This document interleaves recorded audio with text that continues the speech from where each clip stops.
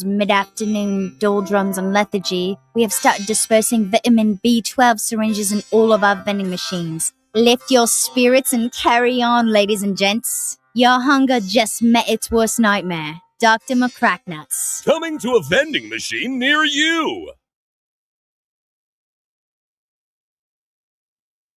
Life's not fair! Have you felt neglected? Have your needs been denied? We are currently bringing a class action lawsuit against the news junkie.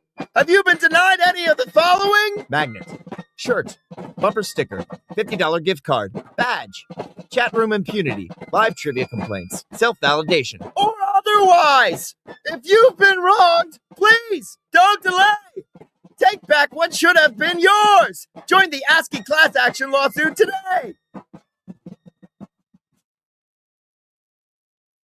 You've seen the phenomenon of making a murderer. Now it's time to go a bit deeper. Super TV3 now brings you Making a Shoplifter, the documentary tale of a man accused of an unspeakable crime. Do you know why we brought you in? No. Oh, you know what you did?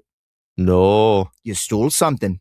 I ain't stole nothing. What was it? I ain't stole nothing. Yes, you did. I bought this with 2 quarters. I had them the whole time. What did you steal? Nothing. The riveting drama. I don't know who planted them crumbs on me, but they don't want me out of this security booth. The shocking admission. Hey, Yeah. what you doing? Nothing. What you...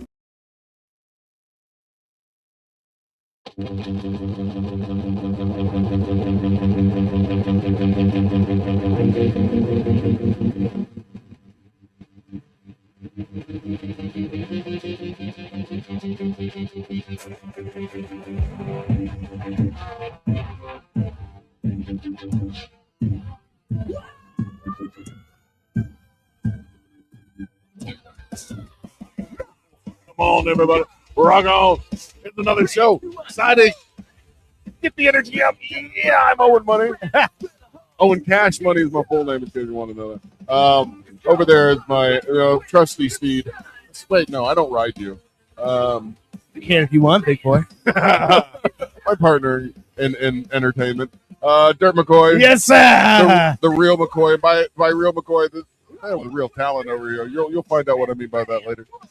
Also joining us is our third,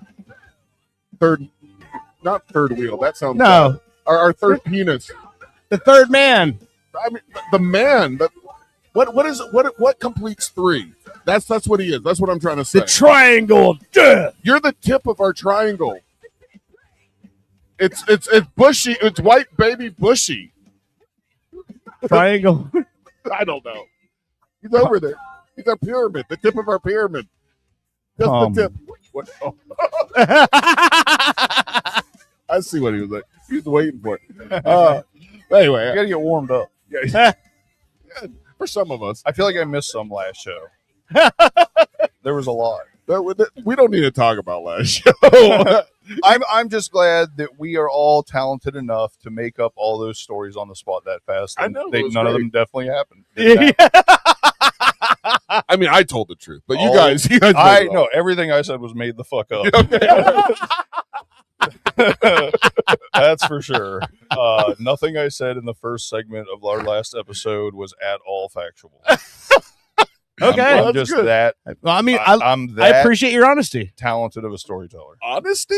I mean, I don't know. Wait, I'm being honest now about lying then. it doesn't matter. This is our 4th of July show, although it's the 3rd of July. In a few hours, it will be the 4th of July. Yeah. And then we can start shooting off fireworks at midnight, or can we do it now? I don't give a fuck when we do it. I mean, I mean, if you're I from live a in an unincorporated part of this county here. There is no noise ordinance, and there guy 2 doors down from me burns fucking skeletons in the backyard and shoots them with a fucking gun. So I don't think anybody gives a fuck about that. I was about to say, if you're from Apopka, you start 3 days ago. Okay, all right. I was just And they started shooting off fireworks here like a week ago. The dog's losing his motherfucking mind. He gets running into the door. I'm like, you're not going out there, bud. Like every time something goes off, no, go lay the fuck down. You're not going out there. Why do dogs want to chase them? Because they're trying to protect the house. They're like, dude, the fucking impending war is here. I'm going to be real. I'm as smart as this dog because the first couple times I heard it go, I'm like, what the fuck's going on out there? Yeah, you went chasing? No, and I'm opening the door looking out like, what the fuck just happened? You know, somebody shoot their husband or wife or something? Like, what the fuck? That was definitely a 12 gauge. And they're like, oh, no. I see Bushy sticking his head out his window. What was it? I do. I go, Bushy was a bushy snack. And then when one of us has to rub the back of his head and go, it's okay, Bushy. It's okay, Bushy. We're all safe. He likes to get his ears rubbed. that's the only reason I chase them. But yeah, I'm sure all our creativeness in making up stories last week had probably something to do with the drinks and stuff that we had. I can't remember what it was. But it is the 4th of July, and I wanted to get some kind of like, like a drink that says America, more or less. Patriotic. Okay. And I asked you all about it. And I said Jack Daniels, that's Sam Adams, stuff like that comes to mind. But I'm like, we do that a lot, Yeah. Jack Daniels Right. is a staple and blah blah blah. And then I remember last week we had the Crown Royal, but that's Canadian. Yes. Yeah. And it wouldn't be cool to drink Canadian liquor on America's birthday. Well, it is cool to drink Canadian liquor, though, because I had zero fucking hangover. It's good shit, though. Yeah. No, I love Canadian whiskey. Yes, but Canadian Especially whiskey Crown. also makes us make up stories about our No, childhood. yeah, absolutely. Completely fabricated, non-factual bullshit. I also received a tip from work today. Oh, Greg. Just the who tip? We're all a fan. Yeah. I don't. You've met him before. I'll I take think. Greg's tip. Insane. He says it's called Ensign Red. It's ENSIGN Red. It's a whiskey company from Canada, and he said basically they're like the company that was like when Crown Royal was like, here's our seasonal flavor, and they're like, hold my beer. We're gonna make it better and do it all year long. And he's like, they have a bunch of different. He said their peach whiskey is insane. Okay. So I'm like, I have to look it up and see where it's available in this state. But he said it's great. I'm so mad that there's so many different liquors we got to fucking test out. Well, our job is, and job is never done. Yeah, It's a tough job. All right. I'm going to play some patriotic music for this. Okay. I'm kind of excited. Like you found something that you really you gotta be like. fucking didn't you? kidding me. I don't know if I like it. What's wrong? World Cup update, because I'm looking at it on my phone. Remember when we walked inside, it was 1-1 Argentina versus Cape Verde, that very small little village in Africa. Yes. Argentina scored. It's in the first overtime to make it 2-1. Cape Verde just scored again. Now it's 2-2. They will not go away. This tiny little village. So they're in in overtime in a suit. Yes. Oh man. They are fucking taking Argentina to the fucking woodshed. It's insane. They have not lost a game, but they have not won a game this whole tournament. It's been draws all the way through. So this tiny little village of maybe like 1,000 people. It's the smallest country ever represented in the World Cup. Jeez. How do they work the woodshed into it? I don't know. All I know is that to me is like that's what the World Cup's about. This tiny little, and you know what's funny is every single one of their guys is all MLS players. They don't play in Europe and all that. They play here in the MLS. But they're the best players from their country, so they go to the World Cup. These kids this generation's Jamaican bobsled. Yes, exactly. That's Cool Runnings. Yes, that's exactly what it is. This would be hot, sweaty running around. Yeah. I don't know what this movie would be. The hot runnings. The hot running. Okay, that was Just a lot shorter distance than you tried to go. but anyway, all right. So great. We're talking about soccer. Soccer. I mean, football. Yeah, football. Yeah, is becoming more and more a part of America. It's becoming more mainstream. But I think in Florida, like when we were younger, a lot of us and our friends played soccer, but maybe we didn't look at it as being like on the same level as like football and baseball and basketball and all that. but we all played it. And I think Florida is one of those states where we all, I think, played soccer before a lot of other states in the country did. Yeah. I mean, Bushy you were a goalkeeper, right? Actually, I played all positions. I played, like I said, I can't remember if it was 5 years or 5 seasons, because I was like 5 years is 5 seasons, right? I thought there was like 2 seasons a year. It could be, or something like that. Yeah. So I think I played for like 2.5 years. So maybe like that's Mexican maybe math. like 12 to 13 or 13 to no, I wouldn't have been 15. But regardless, I lost. I was just saying how like all of us who were athletes as kids at some point got put on a soccer field. Oh no, but Not during me. that time, like I started as a fullback, and then for a while I was like a center, and then they found out I could play goalie after someone got hurt, and I did that for a while. So I pretty much played most positions at some point. You two grew up in a metro area Right, of Orlando. No, I didn't. Or Popka is part like right. No, I grew up way over off of Lent Road. Exactly. No, Plymouth Sereno. Out where the moon farm is. All right, the that is chicken still farm. okay. I know what you're saying, but that's still it's in the bubble, and especially I was homeschooled on 5 acres. There was no. All right. Let me make my point. Sorry, Hold on. I'm sorry. Yes, you're right. No, Most unhappy anyone's ever been when told they're right. Yeah, I'm sorry. I didn't mean that's to. not what I'm going for. Anyway, Okay. Yeah. let me go. So you guys, what my point is, you guys were exposed to soccer. Yeah. Me Yeah. growing up in Marion County, which is horse country and old people, soccer was a bad word. Yeah. Oh, really? You didn't say. I was never exposed to soccer. Dirt just said, like, everybody was put on a soccer I team. got you. Not me. I had no clue what soccer was other than it was what the Spanish people do on the TV. And for some reason, they're calling it football, and that's not goddamn football. I got you. And I so did funny. in high school, like, it started, like, I started hearing about it more because I guess by the time I was in high school, it had trickled down from like, the big cities to the white trash areas, and I thought about it, and I looked at myself, and I'm like, I'm not running that much. I like running for 5 seconds with pads and hitting somebody. Oh yeah, What they do is they run like 7 miles a game. I know it's insane. Yeah, the athletics that they have to go. I mean, I could never do it. When I was in high school, Big T. That's where I was going with that. Big T that's been on the show, but Big T played soccer for our high school.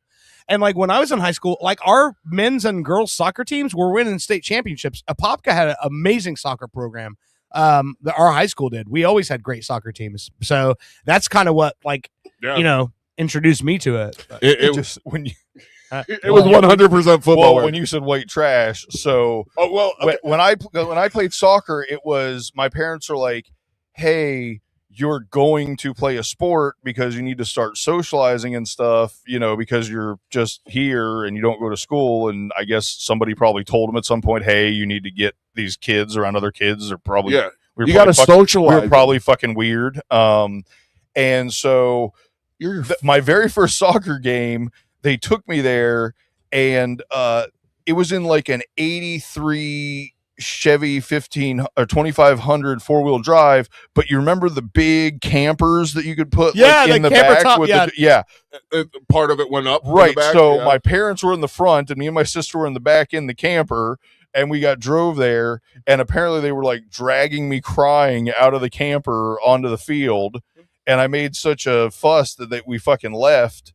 And I went and I cried in the Denny's parking lot, and then we turned around and went back. And then I think I played. I think I played and did well, actually. But yeah, that's the white trash part of the Apopka soccer. Yeah, you had it at crying in the Denny's parking lot. Yeah, I was just saying, that's hey, a rite of passage in Florida. Bubba would have been proud. Yes, yeah. Speaking The of, only way they could have been, and I'll take it back, that's not white trash. White trash would have been if you were crying in the Waffle House parking lot. that's true. That's true. That's typically not something that happens to a man until he gets to be about 23, 24. Yeah. And then it never stops. I was going to say that's actually the exact age. Oddly enough. All right. I had to open up my box here, and I have a nice drink right here. I'm going to set down. That sounds heavy as fuck. Well, I mean, it's America. America. Okay. Yeah. 250 Oh, years. please tell me whatever you bought is like stainless steel with like a It's diamond. in a Civil War commemorative pewter cask. What I have here on America's birthday, we're sticking with the bourbon, Okay. straight bourbon whiskey. It's 88 proof Oh. Oh, from St. Augustine, America's oldest city. Oh Is shit. putting out a 88 proof Florida straight bourbon. So, and it even has the Florida wait, what brand is it? fresh from Florida logo right here, what you see on your like Oh man. carrots and shit. It's on here. St. Augustine Distillery. This is it. This is the show where one of us dies. This show is gonna fucking sprout hair on your tits. We're gonna see how this does, and if we survive, then next week I've actually got a lead on 100 proof bourbon, which That's called moonshine. I almost cried when you said that because I have tits now, and I'm like, oh my god, and they're hairy. I didn't even think about how terrible, sad that is. Oh, so I anyway, got nice nipples. you getting that? It I'm is. gonna need you that box cutter. Apparently they try to seal this shit up.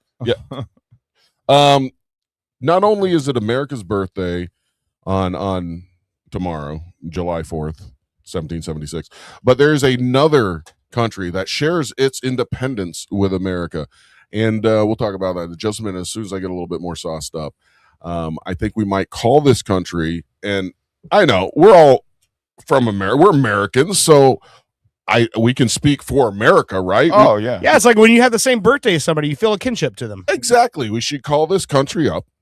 Now, I would call us the voice of a generation, what if right? No, we're The generation that perfected saying "fuck you" to the cops with a cigarette hanging out of their lips. the generation of retardation. Sorry.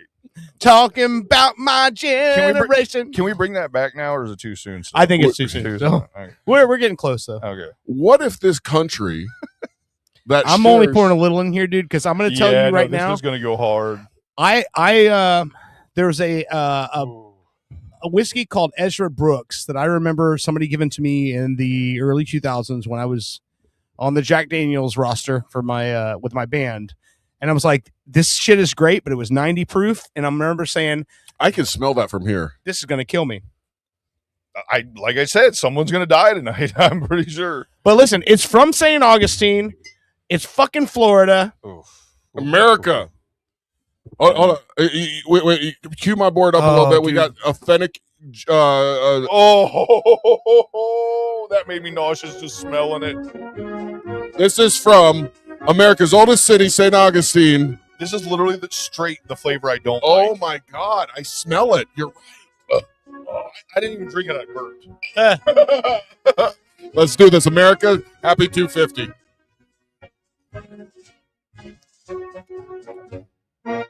Just yeah. America. No, fuck that. I like it. You like I'll it? take it. Yeah. You like that? Oh my god. I don't hate it. I don't. Here's the thing. I don't drink straight bourbon a lot, but when I do, it's got to have some sort of a character to it, and that's got a character to it. Do they use orange peel in the mash on this? I don't know. It's very citric acid heavy. It's from St. Augustine. It probably has tourist piss. Woo! Dude, I wonder if it's the water that comes I'll tell you out of this. the fountain of This youth. glass right here is enough for me. I won't drink any more than this, but I'll tell you this right now. That's like top shelf shit. Like that's the kind of stuff you have in a fucking business meeting in Mad Men. Really? That's the kind of shit. Yeah, this is the stuff that I accidentally got it right. I taste what you're. I definitely taste what you're. So the after This makes me taste wanna is taco. like you're saying is very citrusy. yeah. I do taste like I wouldn't. Here's the thing: it is like so assaults my senses that I couldn't like separate that.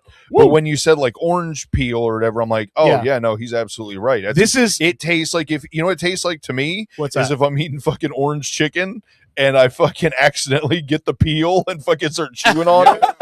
Because they put the peel in there, the orange Every chicken. once in a while, That's what it fucking tastes like. This- So you are right on. Yeah, this is what this is what took down the Native Americans.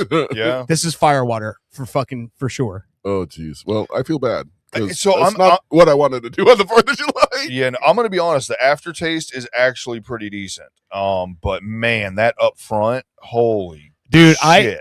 I'll tell you that I would not be I don't think it would be this is something that you heard I was here whiskey and water. This is not something where if you diluted this a little bit with some water or a little bit of ginger ale, that would not be a big deal. Just not a whole lot. You don't have to put a whole lot in. Just like a fucking cap full of something in it, just to take the sting off a little bit. That's not disrespectful to something of this nature. This is this is the kind of shit you put in your little crystal fucking chalice in your whiskey cart while you're. I mean, I'll be honest. Selling the new Coca-Cola commercial. If I could be disrespectful to it and do like a half and half, I could probably drink it. I probably couldn't. I probably couldn't do it with just like a cap. Like I would offend it, but I got then you. I'd be Yeah, able to drink it. No, I mean I don't even think that's a big deal. I honestly think that. Yeah, I just took another sip of it, and like the more I drink of it, the more I go, that's good shit. Well, of course. That's crazy. I didn't know that St. Augustine had a distillery. Well, that's fucking cool. If you don't mind on the if it wouldn't, because you want to make a mix out of it. Well, here's the thing. Like I don't insult people's steak by putting a bunch of salt on it. I don't want to insult a good liquor by fucking it up. But I would be curious, and I said half and half. Honestly, I probably would be more like just to make it like I make my vodkas. Yeah, you know what I mean? Instead of my vodka and a ginger ale. Yeah, I'll make I probably put about 3 or 4 shots. in a glass. Okay, and I would give it a shot, man, because I think, and in fact, what I would do with this one, I might even go Sprite or a 7-Up. Yeah. No, you're right. It's already got the orange peel. To it. Mix the citrus I think it would be awesome. 100% 7-Up with this, because the aftertaste is excellent. Like I'm sitting here going, man, that tastes good now. But the first sip, it made me ill. Like I said, I fake gag or whatever. But no, it was strong. Like I wouldn't want to just sit here and drink that straight. I'm too much of a pussy for that. All right. Oh man, I looked up St. Augustine Distillery because I wanted to make I could make an old fashioned with this shit. Oh, I'll take that. You want to do an old fashioned with this next? Oh, yeah. All right. In the next break, we'll do that. Yeah. How much does the old fashioned have? It's like a shot or two. It's one shot. Yeah. One shot. It's a shot of this, a shot of the mix, some orange bitters, and a cherry. Yeah. Better idea. This distillery is a very small craft operation. Oh, of course. Yeah. So, you can tell by the bottle, because this is not a label. This is printed on the bottle. Etched or whatever. No. It's screen. It's printed. Like it's printed on the bottle. No, that's like a label is cheaper. Yeah, label's cheaper. Putting a cheaper label on is cheaper. This is actually, you can feel it around the edges. There's no printed on there. Yeah, there's no border. This is actually printed on the glass. Do you mind if we ask what that ran? Like $50, $49, something like that. Okay, which is top shelf price. Yeah. Is it? Oh yeah, there's a couple other things a little bit more expensive, but that had a America feel. St. Augustine. Sure, absolutely, yeah.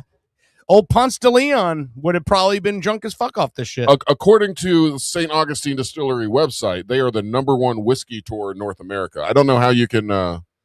It actually tastes better now that I know it costs $50. Give yourself. Oh, you got to be fucking kidding me! They won? No, totally different story. Apparently, it's just been announced officially.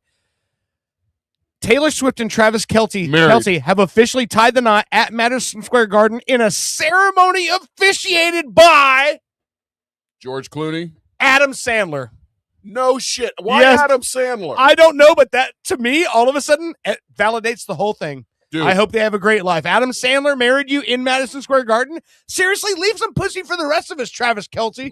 I know, right? Well, still not as cool as the guy that proposed on the Empire State Building. Yeah. Let's be real. Fuck. That's what that was about? A proposal? Yeah, he proposed to it. I thought they were like protesting something. No, they both climbed. They kind of were. They're both protesters, but he used that as they put the flag out and it said, when the power of love outweighs the love of power, the world will know peace. Also, gangster-ass quote that I've never heard before. Yeah.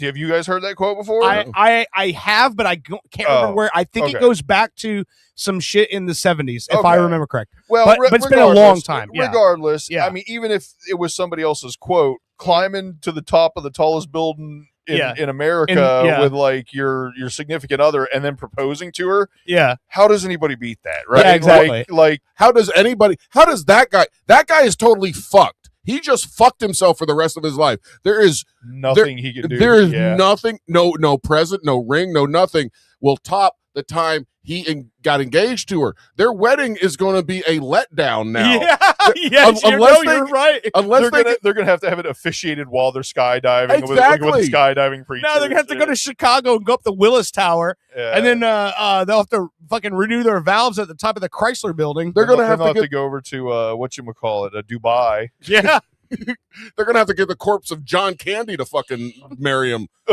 Or God damn it. Anyway, I'm sorry. The corpse of John Candy. Adam Sandler, John Candy. I mean, Oh, there you go. I was tying it into fucking Travis Kelce. I liked it. I laughed. When I heard that news this morning that they were like shutting down Madison Square Garden and shit, I go, Brittany's like, Taylor Swift's getting married. I'm like, I know, I fucking can't believe it. I can't stand this. And she kind of gave me a dirty look. I'm like, Travis Kelce's gonna be married now. Were you hot hoping- piece of ass off the market? I mean, he's a good looking man. If I was going to go that way, big, burly, muscular. Come here. I just realized in my head I'm seeing you. Yeah, no, I seen you were seeing me. I'll stop saying what I'm saying. Let's move on. Happy birthday, America. I'll say no more of that for Owen. No, we're going to. I want to go home with no sore holes. We're gonna mix it up. And we're gonna. So Argentina has taken a 3-2 lead. It looks like it's in the 117th minute.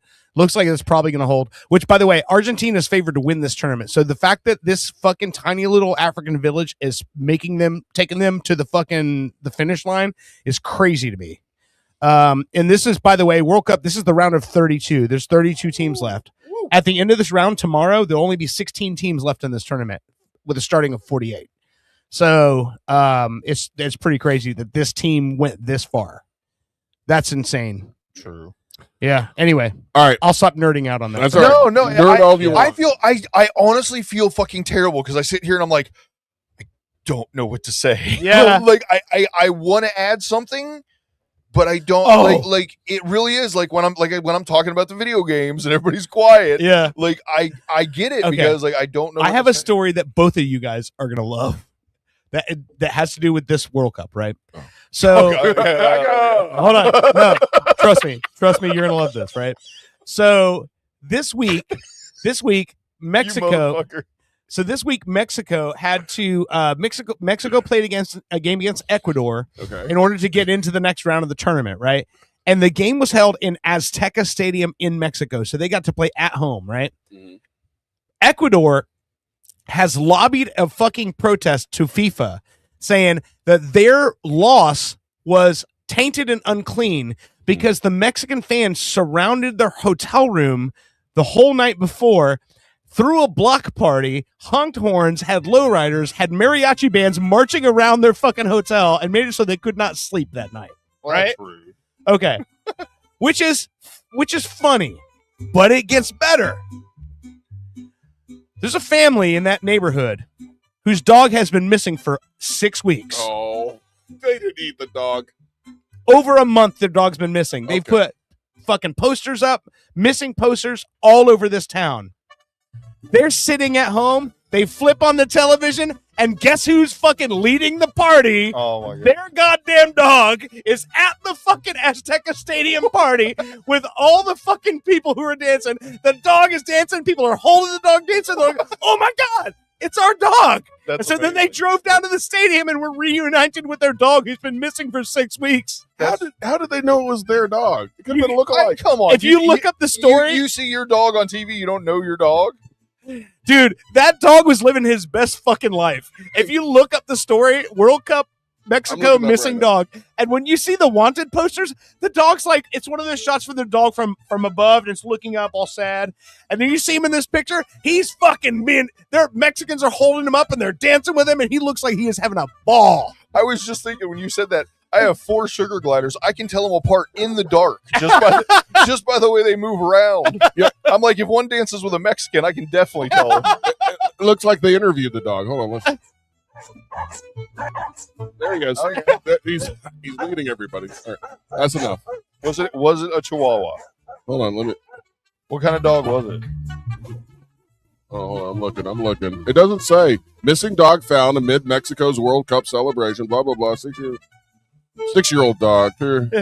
There's like a great Malamute or some shit. This might be the dog. I don't know. Yeah, I think that's the Great dog. Great Pyrenees. That's That's it. all right. But it looks like a basic dog. I mean, But when you look at the video, click one of the videos when you Well- see them when he's partying with these guys. Let's It's be real. hilarious. That looks like any Spanish dog in a cartoon. Yeah. Right? No, tell me I'm wrong. especially with the jersey he's wearing. I mean, they fucking gave him a jersey.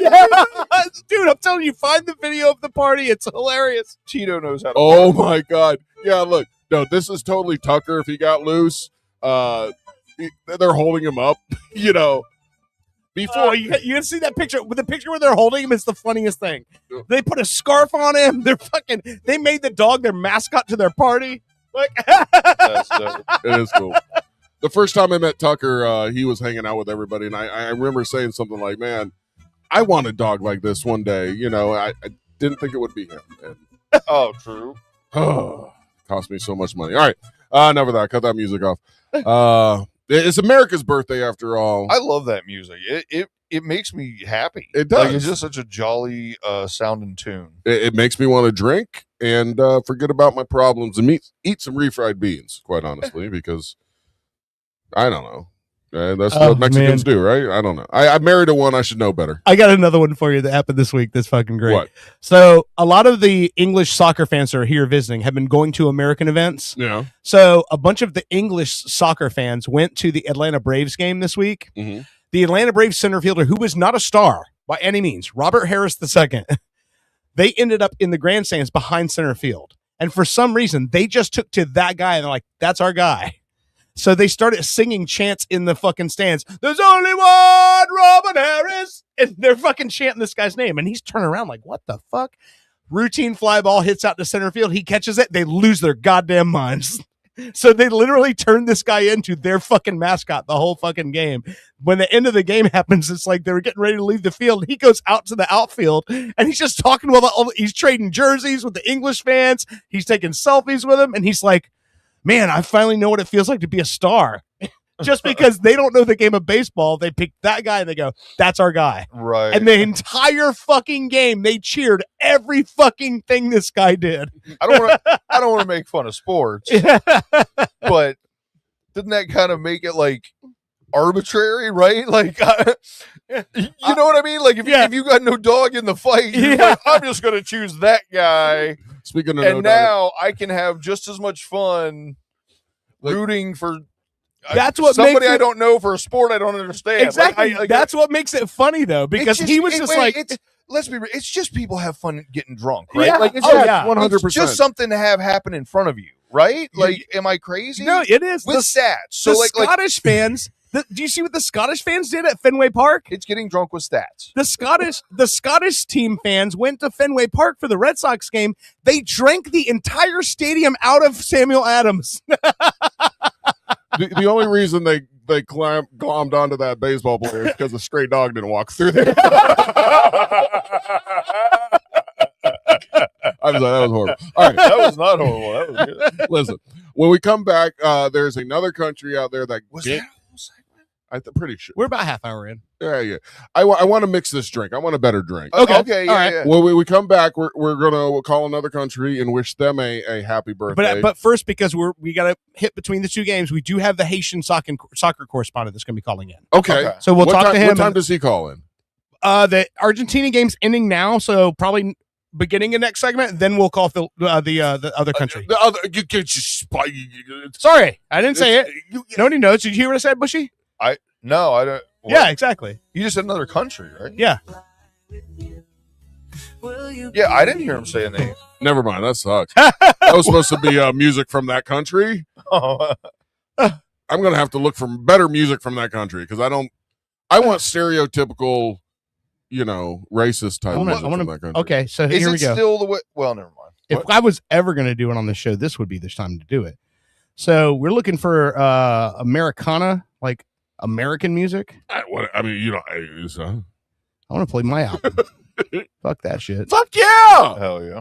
How about Why wasn't this a plan like 3 weeks ago? This is a song about getting drunk. How about that? Okay. You like that one? Yeah. This No. is yeah. No. This is a song about how this feller that's singing this song might like the bottle more than he likes his old lady. Okay. All right. You're listening to Pop Culture Radio. We'll be right back. Is this coming from a place of truth? Always. Could be.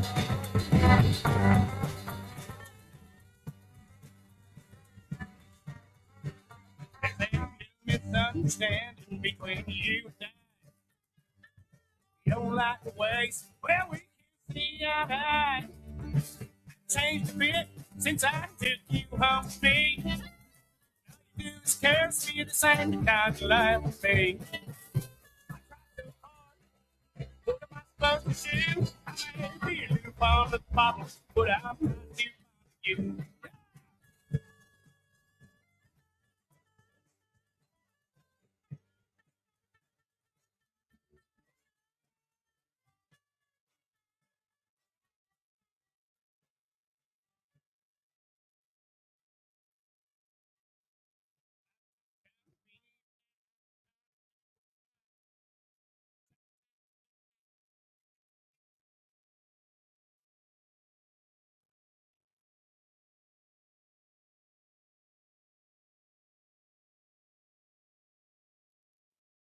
Ginkgo Kielbasa, from the people who brought you Energy Brot, comes a taste you'll never forget. Ginkgo Kielbasa.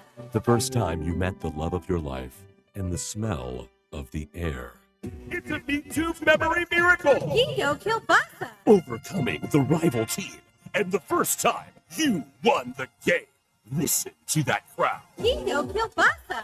The first time you couldn't pay rent and the taste of delicious ramen noodles. Ginkgo Kielbasa, the meat you'll remember. Tonight on Orlando's Super TV3. From the producers of Naked and Enlightened, we bring you the social experiment of the century, Pop Swap. Who's got the TV? Who's got the batteries for the remote? That is the remote for the Himalayan salt rock lamp. Salt rock? What the hell we is don't that? have a TV in No here. TV. That, Yes, we have a TV. I worked 30 years for. We have a get TV. in tune with the root chakra. I got my chakras. My doctor prescribes them. Rhonda, you're talking nonsense. Actually, I have an Earth name, and Your that what is name? Rabbit Fox. The what? Watch what happens when millennials meet their new grandpas.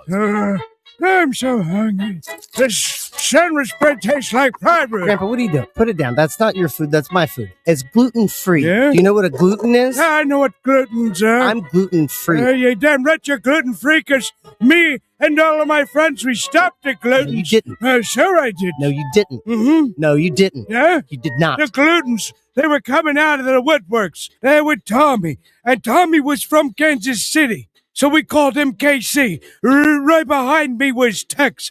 He was from Baltimore. So there we were. When Generation Y mingles with Generation what? All right, see you in a week, Pops. Huh? No, not you. How you doing, face? Hey, you get your mangy Boy. mitts off of my granddaughter. You're not my granddaughter. Don't you tell me what to do. Shut This is damaging me emotionally. up. Who? The greatest generation in human history faces their greatest challenge. Pop Swap, only on Orlando's Super TV3.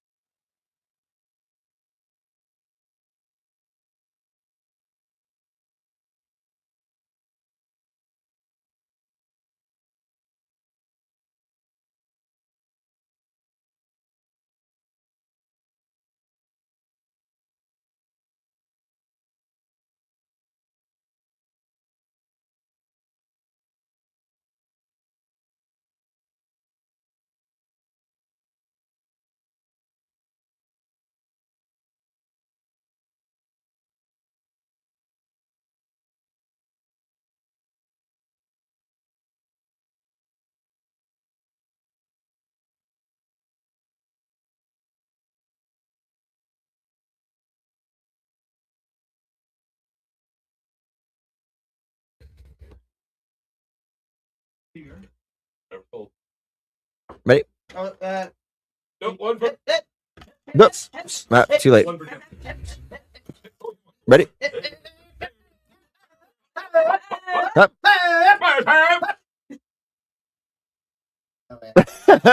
New from the makers of Sicker, the hottest craze in passive messaging technology. Singstagram. You speak it, we sing it. For all the good times. Congrats on graduating. Congratulations on your graduation. And the not so good times. Sorry to hear about your loss. Ooh, your grandma's dead. Sorry for your loss. When you have a song in your heart, but you can't quite get it out. New phone, who dis?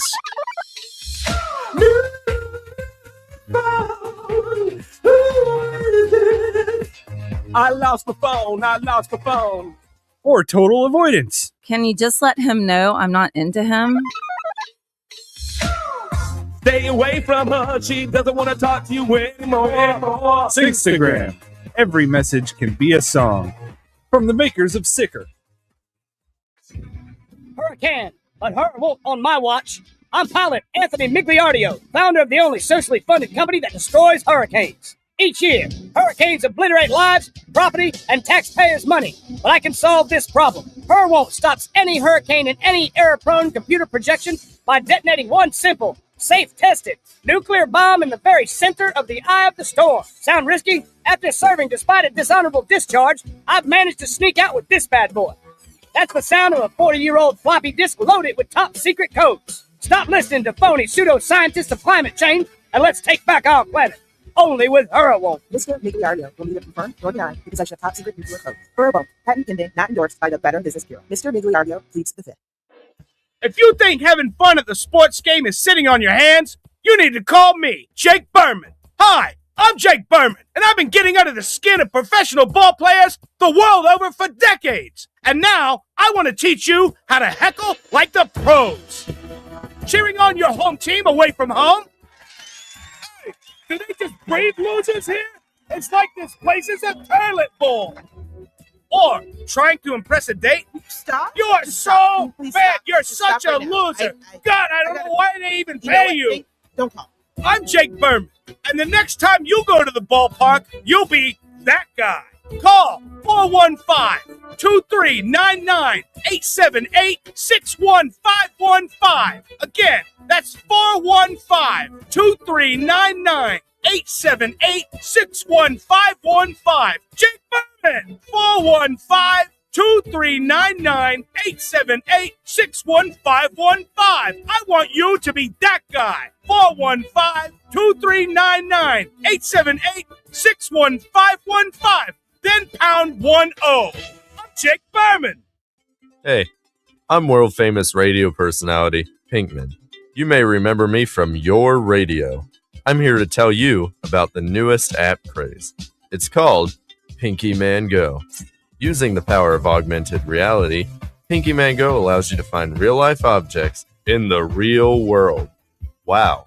I got loose changes. It was under the couch. Nice. You can trade that in for Pinky points, and then I can buy chips. Phone chargeroo. Oh my god.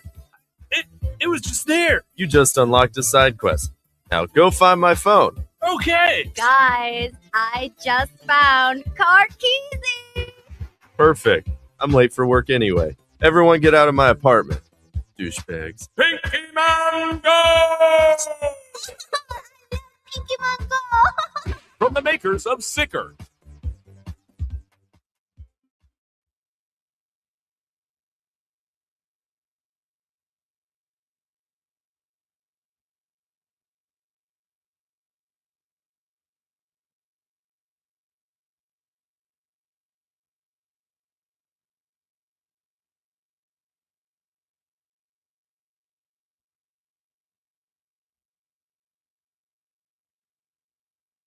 Hi. Take things to a new level of ennui with the first annual French Riviera Games. Events include cigarette smoking, depressing filmmaking, scouting, esoteric performance art, and Moustache. Fun for the whole family. We will have disinterested mimes that will challenge your child's sense of existential security. And a bounce house. A special appearance by over 50 Serge Gainsbourg impersonators. And Jean Reno. Check out our Midway games and events. And Buckets. The French Riviera Games. Where the wine flows like the river Rhone. Coming to an empty field near you. You've seen the phenomenon of making a murderer. Now it's time to go a bit deeper. Super TV3 now brings you Making a Shoplifter, the documentary tale of a man accused of an unspeakable crime. Hey, hon. Oh, yeah? Oh, You know, just try to think of the good times, huh? it's been 56 minutes. I still have to pee. Oh. Yeah, they let me go once. I've had a great pop since then. You know you're not allowed to have those sugar pops. No, WrestleMania's next week. Don't worry, okay? Your pops is taping it. Hulk is gonna make a comeback. He's just misunderstood. New witnesses. I saw him with the bag of the buggles. I knew exactly what he's doing. Drama unfurled. I've worked here for 16 years and we've never had bugles. The riveting drama. Have you guys seen my buddy, what got the witch fingers? Been waiting for like 54 minutes. Evidence mishandled. Well, have you tested the evidence? We always test the evidence. Yes, but have you tested it for hot fries? We generally don't test for hot fries. I plead the fifth. Making a Shoplifter. Only on Super TV3. Want to open up a drive-through liquor store that doubles as a notary public and dry cleaner? That's all you, my sons and daughters of liberty. Here at Badass Hangry Eagle Brewery, we've been bottling up freedom for over 6 years, and we encourage every American to embrace their God-given freedom with their lips. And just in time for this crucial election year, be sure to look out for our Devil's Advocate series of handcrafted beauties. We'll have you playing both sides of the fence in no time with our party-specific fun facts of corruption printed on every bottle. Our Build-A-Wall VIP beer will infuriate your liberal friends, and our cover-up coffee porter will alienate your conservative ones. Because what's more American than becoming a multimillionaire off a drunken idea for an app that tells you what kind of pizza matches your suit? Drinking a Badass Hangry Eagle? That's what. America. Badass Hangry Eagle Brewery. America AF. Yeah.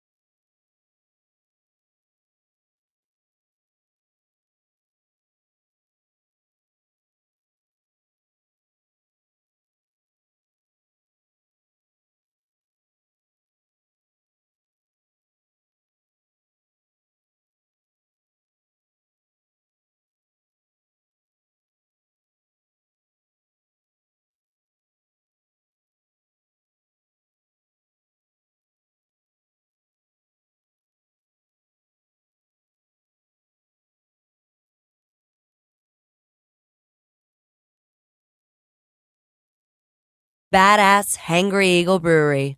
America AF. In a world of journalistic excellence, Can I get your opinion? comes a man with no formal training. How do you feel about Crap Newberg? This is Fritz on the Street.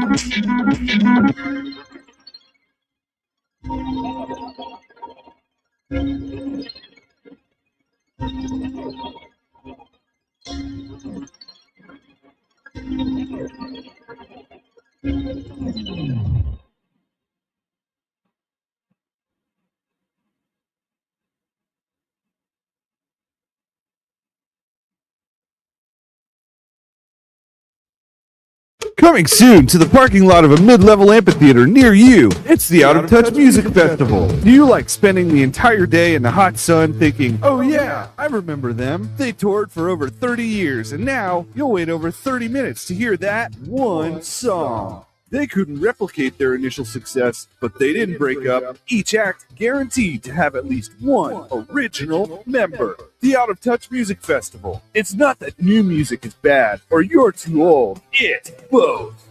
It's been called this year's sleeper hit. Prime time tomorrow on Orlando's Super TV 3. Where's the girl, Miero? I'm afraid you'll have to try a little harder, Hernandez. Where did you pull her? She's too big to fit in these drawers. And she is made of bony skin, not invisible matter. So I know she cannot be standing right here. Clever detective, but not clever enough. ¿Por qué, Miero? She's just a girl. A closet-sized girl. Dios mío, there's a closet door right here. Oh, no. No, don't open that door! Carrie DeLipschitz and Jim Mahoney star in Milfada Hernandez, Detective Milf. Only on Orlando's Super TV 3. Sunday. We bring you the first politically correct monster truck rally. Unless, of course, you find that to be inconvenient. In which case, we'll have a matinee on Tuesday. Featuring such non-offensive sports vehicles as appropriately sized foot, mild-mannered canine, funeral service worker, and son of funeral service worker, who, although slightly younger, still gets paid a living wage, and current DC Truck Rally champion.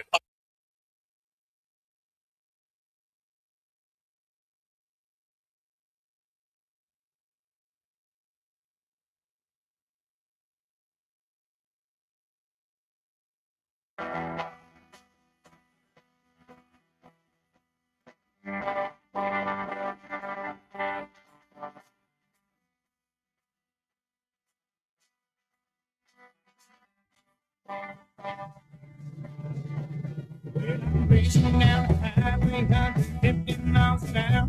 I got a belly full of whiskey that is just off to go sound. In my veins, it tells me I can't sleep. Welcome back to Pop Culture Radio. Woo! So we're cutting it close on time here because I know that matches happen fast in World Cup. And so the game is called a match. Don't they have lighters? So the match with Argentina and Cape Verde just ended. Argentina ended up escaping with a 3-2 victory. So Cape Verde's Cinderella story is over. They are now out of the tournament. But they literally are the smallest country who's ever made it to the knockout stage of the World Cup. So they can put that in their cap. A country of like 30,000 people made it to the knockout round of the World Cup and almost eliminated a fucking favorite. Yeah. Which is crazy. But so the reason I say that is because we have a soccer correspondent from Haiti. Haiti? Yes. Who is he's a big fan of the tournament. And not only that, but as much as I tell you guys about World Cup, and I like World Cup. This guy fucking lives World Cup. This guy fucking like gets angry about World Cup. So Schneider, can you hear us? Yes, I'm here. Schneider. So I was talking to the guys about you. So you're Haitian. The Haitian team was in the tournament. They exited it early. So is there a team you're following now? Oh, Argentina. I'm a big fan of Argentina. Okay. So you think Argentina is the favorite to win it, right? Definitely. I think the final is going to be Argentina against France. Like it's the same thing from 2022. Okay. So it's a rematch of the last World Cup tournament. Yep. Yeah. So you told me a story. Now you drove all the way to Miami to watch your Haitian team play, right? Yes, against Peru. And how did that work out for you? Man, this nigga lost, bro. That's not good. I drove all the way from Orlando to Miami. I spent money on guys, spent money on Airbnb, and then this nigga lost the game, bro. That's the way it goes sometimes, isn't it? Hey, but it's the first time in your lifetime that they made it to the World Cup, right? Yeah, first time. I think 1974, that was like 52 years ago. Yeah. You're not 53. No, I'm only like 21. Hell no, I'm not 53 yet. Well, hey, if you make it to like 75, you'll get to see him again. So, what's your take on the World Cup so far? Like, are you enjoying it? Do you think the tournament's good? Oh, definitely. That game, Argentina against Cape Verde, was the best game of the tournament so far. Like the best game. And like Cape Verde is a very, very tiny country. Like they're they're the smallest country that's ever made it to the knockout round, correct? Like their population was like less than 1 million people. Oh, that's nuts. Yep. And they almost eliminated Argentina. Yep. That nigga was stressing me out when I'm like, nigga was stressing me. All right, so what's your so you give us what are your biggest stories so far that have happened in the World Cup? Like, what have been the things that have been most surprising to you? Oh, Cape Verde. They're the most surprising thing right now. Yeah, and they're done now. I was about to say was. Oh no, they out. Yeah. What do you think about the?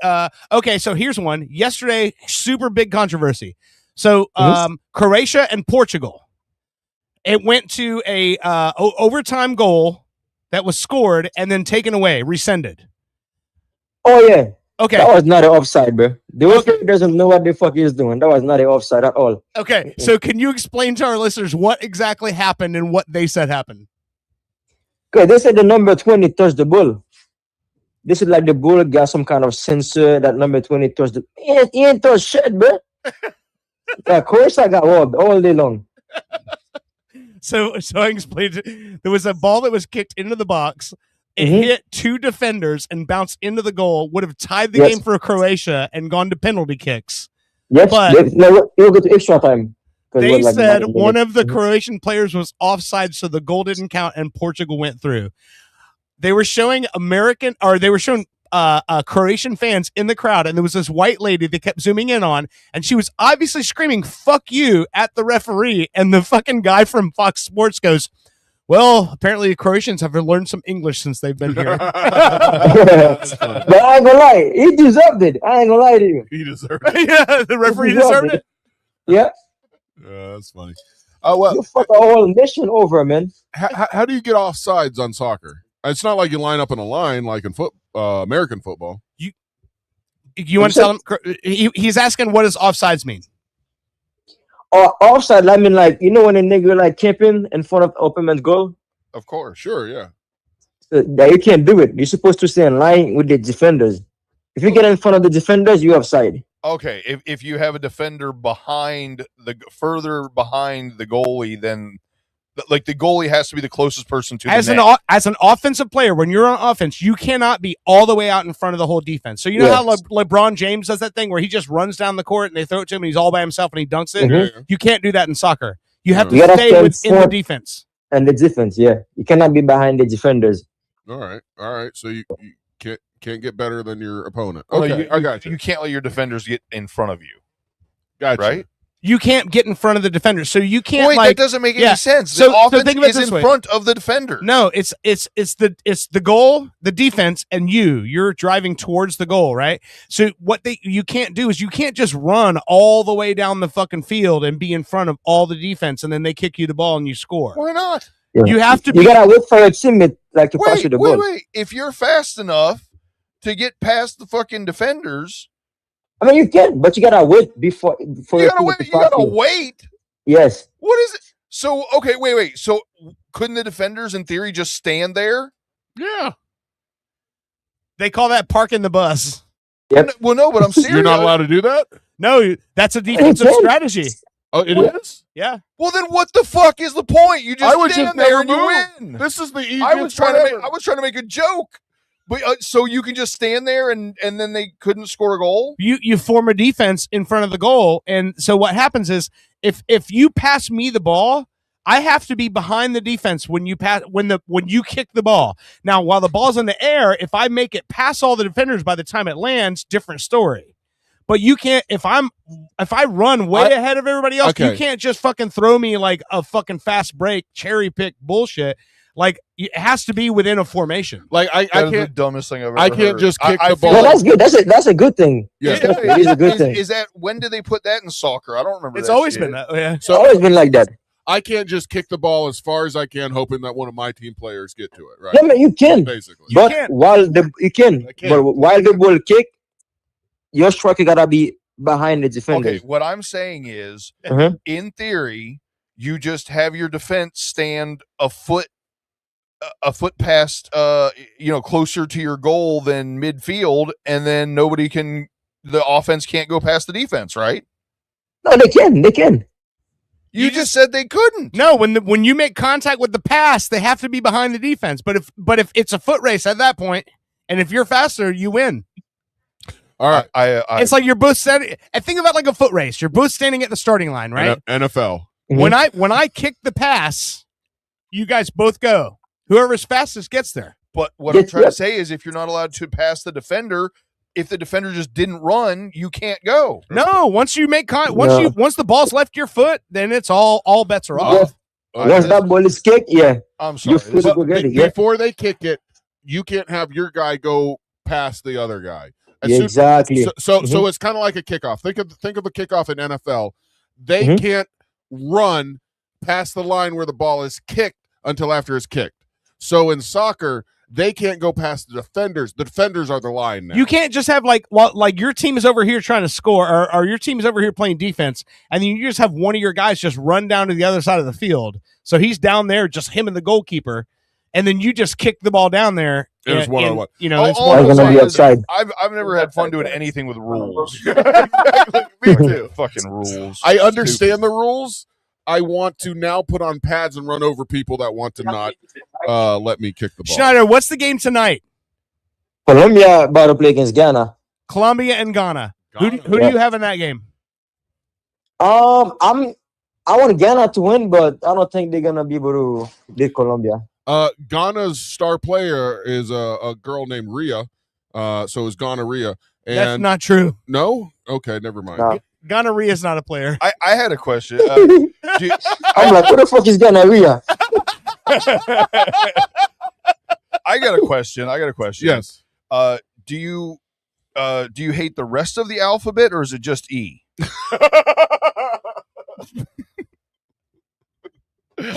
What? You don't get it? What? You got it? We'll go to a He's- football game together. He's from Haiti. I said, do you hate the rest of the alphabet, or is it just E? Oh, I got it. I know. I obviously nobody else did. You got all the vowels. Well, when he got on here, I was going to say he's from Haiti. I'm from Lovey. Ah. So I was already in that vein. Okay. So I know Great Schneider mind. wants to talk about this. So Schneider, what do you have any thoughts on the Jamaican international team and why they didn't make the World Cup this year? There was no bobsled, man. No offense, but the Jamaican team, I don't know, but they don't got the coach. Yeah. They don't have a crotch. Coach. Their coach sucks. Their Because coach I know sucks there's crotch. there's one guy in your life who's Jamaican and he was making fun of your team for losing. John Candy? No, it's somebody he knows who I'm talking about. Yeah. And he was making fun of your team, so I just thought I'd give you an opportunity on the radio to talk shit about the Jamaican team. No, that man was making fun of my team, talk about, we lose 3 games, we lose 3. I'm like, nigga, your team can't even make it. What the fuck is he talking about? I'm like, boy, that team sucks, bro. Well, that's all you got once your team's not in it is talking shit, right? But I'm telling you, he was talking so much shit about us when we lose against Brazil. I'm like, yo, your team can't even qualify. So which team is worse? I'm just saying. Yeah. But you know what? So I think he picked France to win the tournament, right? He picked France, yeah. And you picked Argentina. Is there a reason behind that? Argentina. Yeah. So you guys going to gamble on this last game if it happens? Me and him gonna gamble on Monday. Yeah. Oh yeah. What game? Portugal against Spain. Oh yeah. Who you got on that one? I got Spain on this game. $200. $200, and he's got Portugal. Yep. Yeah, he's got Portugal. I got Spain. Yep. Okay, and if you win, how are you going to handle that win? Oh no! So before the game starts, I'm gonna give somebody 200, and then he's gonna give somebody 200. That way, he can run away with the money. Oh, okay, so then now the Spain's going to win. Yeah. But I'm saying, if you beat him, you're going to be nice about it to him, right? No, I talk shit all day long. So at the end of this tournament, and this is at the end of this tournament, is it going to be like a big emotional break because you've been looking forward to this for 4 years, and then you're going to wait again for 4 years? Yep. Damn, bro. I feel bad for this man the way he Yeah, bro, every 4 years, bro. Yeah. But listen, most people in America don't understand how big of a deal this is everywhere in the country except for here. It's big, except for you. Yep, it's big. Yeah. That man said, "Yup." Yeah. Literally, people in other countries they don't work for the whole month. They take the whole month off. Have you seen what the guys from Scotland are doing in Boston? Yeah. The people in Boston that the Scotland fans drank Boston out of Sam Adams. Like, they literally drank all the Sam Adams in the city of Boston. Gee. And then I told the story earlier about the fucking dog in Mexico that got found. Mm-hmm. Oh, yeah, that's funny. That's a good one. Yeah. Dog got lost, and then Mexico won yesterday, and then they found the dog in the party. Yeah. So they was partying with the fans, bro. Yeah, he was partying with all the Mexican fans. And then the Mexican fans were disrupting Ecuador's sleep patterns. That was happening. And then also, have you seen any... So you live in the United States now. Do you have any, the way that the World Cup fans are talking about the things they're seeing in America, did you have the same reactions when you came here? Like when I expected it, when I first came here, I expected it to be like a big thing because it's global. I'm like, yeah, I'm pretty sure America it's gonna be a big thing in America. And then I realized no one really care about it, especially even on Indo. Yep. I mean, we try. I mean, if we're just going off the show dynamic, 2/3. I mean, I like that it's there. Yeah. I like that people have something they enjoy. I make jokes to be funny. I'm not honestly poo-pooing on any of the sports. I enjoyed it when I played. I understand playing. I just Schneider. Bushy was a goalkeeper in soccer. Yeah, goalie, fullback, center. He's 6 foot. He's 6'4", 300 pounds. Well, not when I played fucking soccer. I wasn't. He was big enough to take up half the field. 13. How you play soccer and you're 300 pounds? How you going to jump? I played when I was 12, 13 years old. I was probably 5'6", 300 pounds. But so you play amateur soccer then? Yeah. No, I played little kid. That's amateur soccer to them. Yeah. Oh, amateur soccer. Yeah. Yeah, but he was a goalkeeper, and I think he was a goalkeeper because they just put the biggest kid in the box. That is true. Because you got to kick the ball around him. I could put my hands up and touch the bar, so however tall that was. Hey. You know what he said? He could touch the crossbar.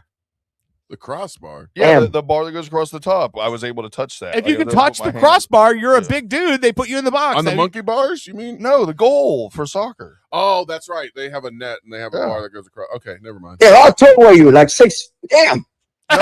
I think I remember being able to touch the Yeah. maybe, I might have been like 5'11" when I was playing. They might have had smaller nets for you kids. I don't remember. Every stat I make up about myself on this show is just Schneider, we fucking call him guess. Bushy because he's a big motherfucker. Looks like a lumberjack, got a giant beard, and like he got a duck to come in the room. And when he doesn't shave, he looks like a bush. Yeah. You should see me piss. No. All right. You got a question from the people listening here, sir. They want to know. Apparently, you're talking about the Jamaican. You don't like the Jamaican soccer team, right? Yeah, I love the Jamaican soccer team. It's good. Like my coworker was making fun of my team for losing. All right. So I'm like, your team didn't even qualify. They're saying the Jamaican bobsled team practice in a tub. Does the Jamaican soccer team practice in a gymnasium shower? I don't know. That's what's like. That was funny when I read it. I'm trying to. I don't know. I don't see it. I don't. Apparently, in the movie, the Jamaican bobsled team, because there's no ice, and Okay, I'm not going to explain this. Okay, watch the guy. Cut this part out. Well, I'm just saying it's got to be hard to kick a ball in that little room. Right? Yeah, but Schneider, try bobsledding in a tub. Schneider, who are the Haitian fans? Like if I'm you say closing of the nation of Haiti, who is None of the you nation people. of Haiti? Do you Our think they're listeners are supporting right now in the absence of Haiti in the tournament? Most of us supporting Brazil and Portugal. Okay, so most of the nation of Haiti supports, and is that because of the lack of your team in the tournament over the years? No, Haiti and Brazil, like, because a lot of Haitians live in Brazil. So that's why, like, a lot of us supports them whenever they play soccer and stuff. Okay, so Haiti is big fans of Brazil as well. So when Haiti Yep. goes out, then Haiti just supports Brazil and Portugal. Yep. Okay. Mhm. See, that's the thing about the World Cup, dude. It's all countries. It's not club teams. So you support countries. Yeah. So when your country's Yep. not in it, like think about in the United States, right? For all those years when the United States wasn't good, what's every guy in Brooklyn going? Well, you know, me and my family, we're fucking Italian.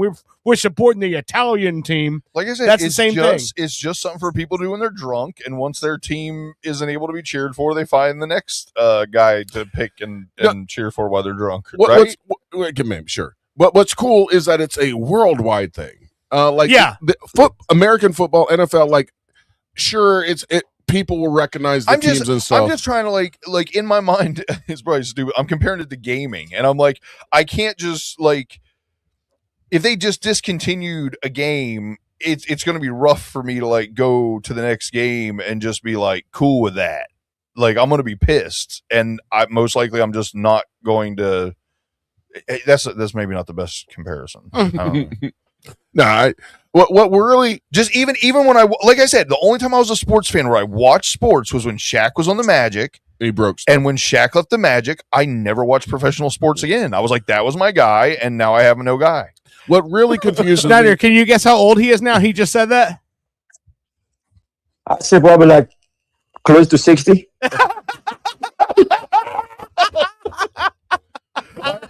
fucking kids. Am I right? That's the funniest thing you said on the He's show. 42. He's the 42. youngest one in this goddamn room. Oh shit! Yeah. No, but I'm fat and hairy, so it's easy to think I'm old. It makes up for it.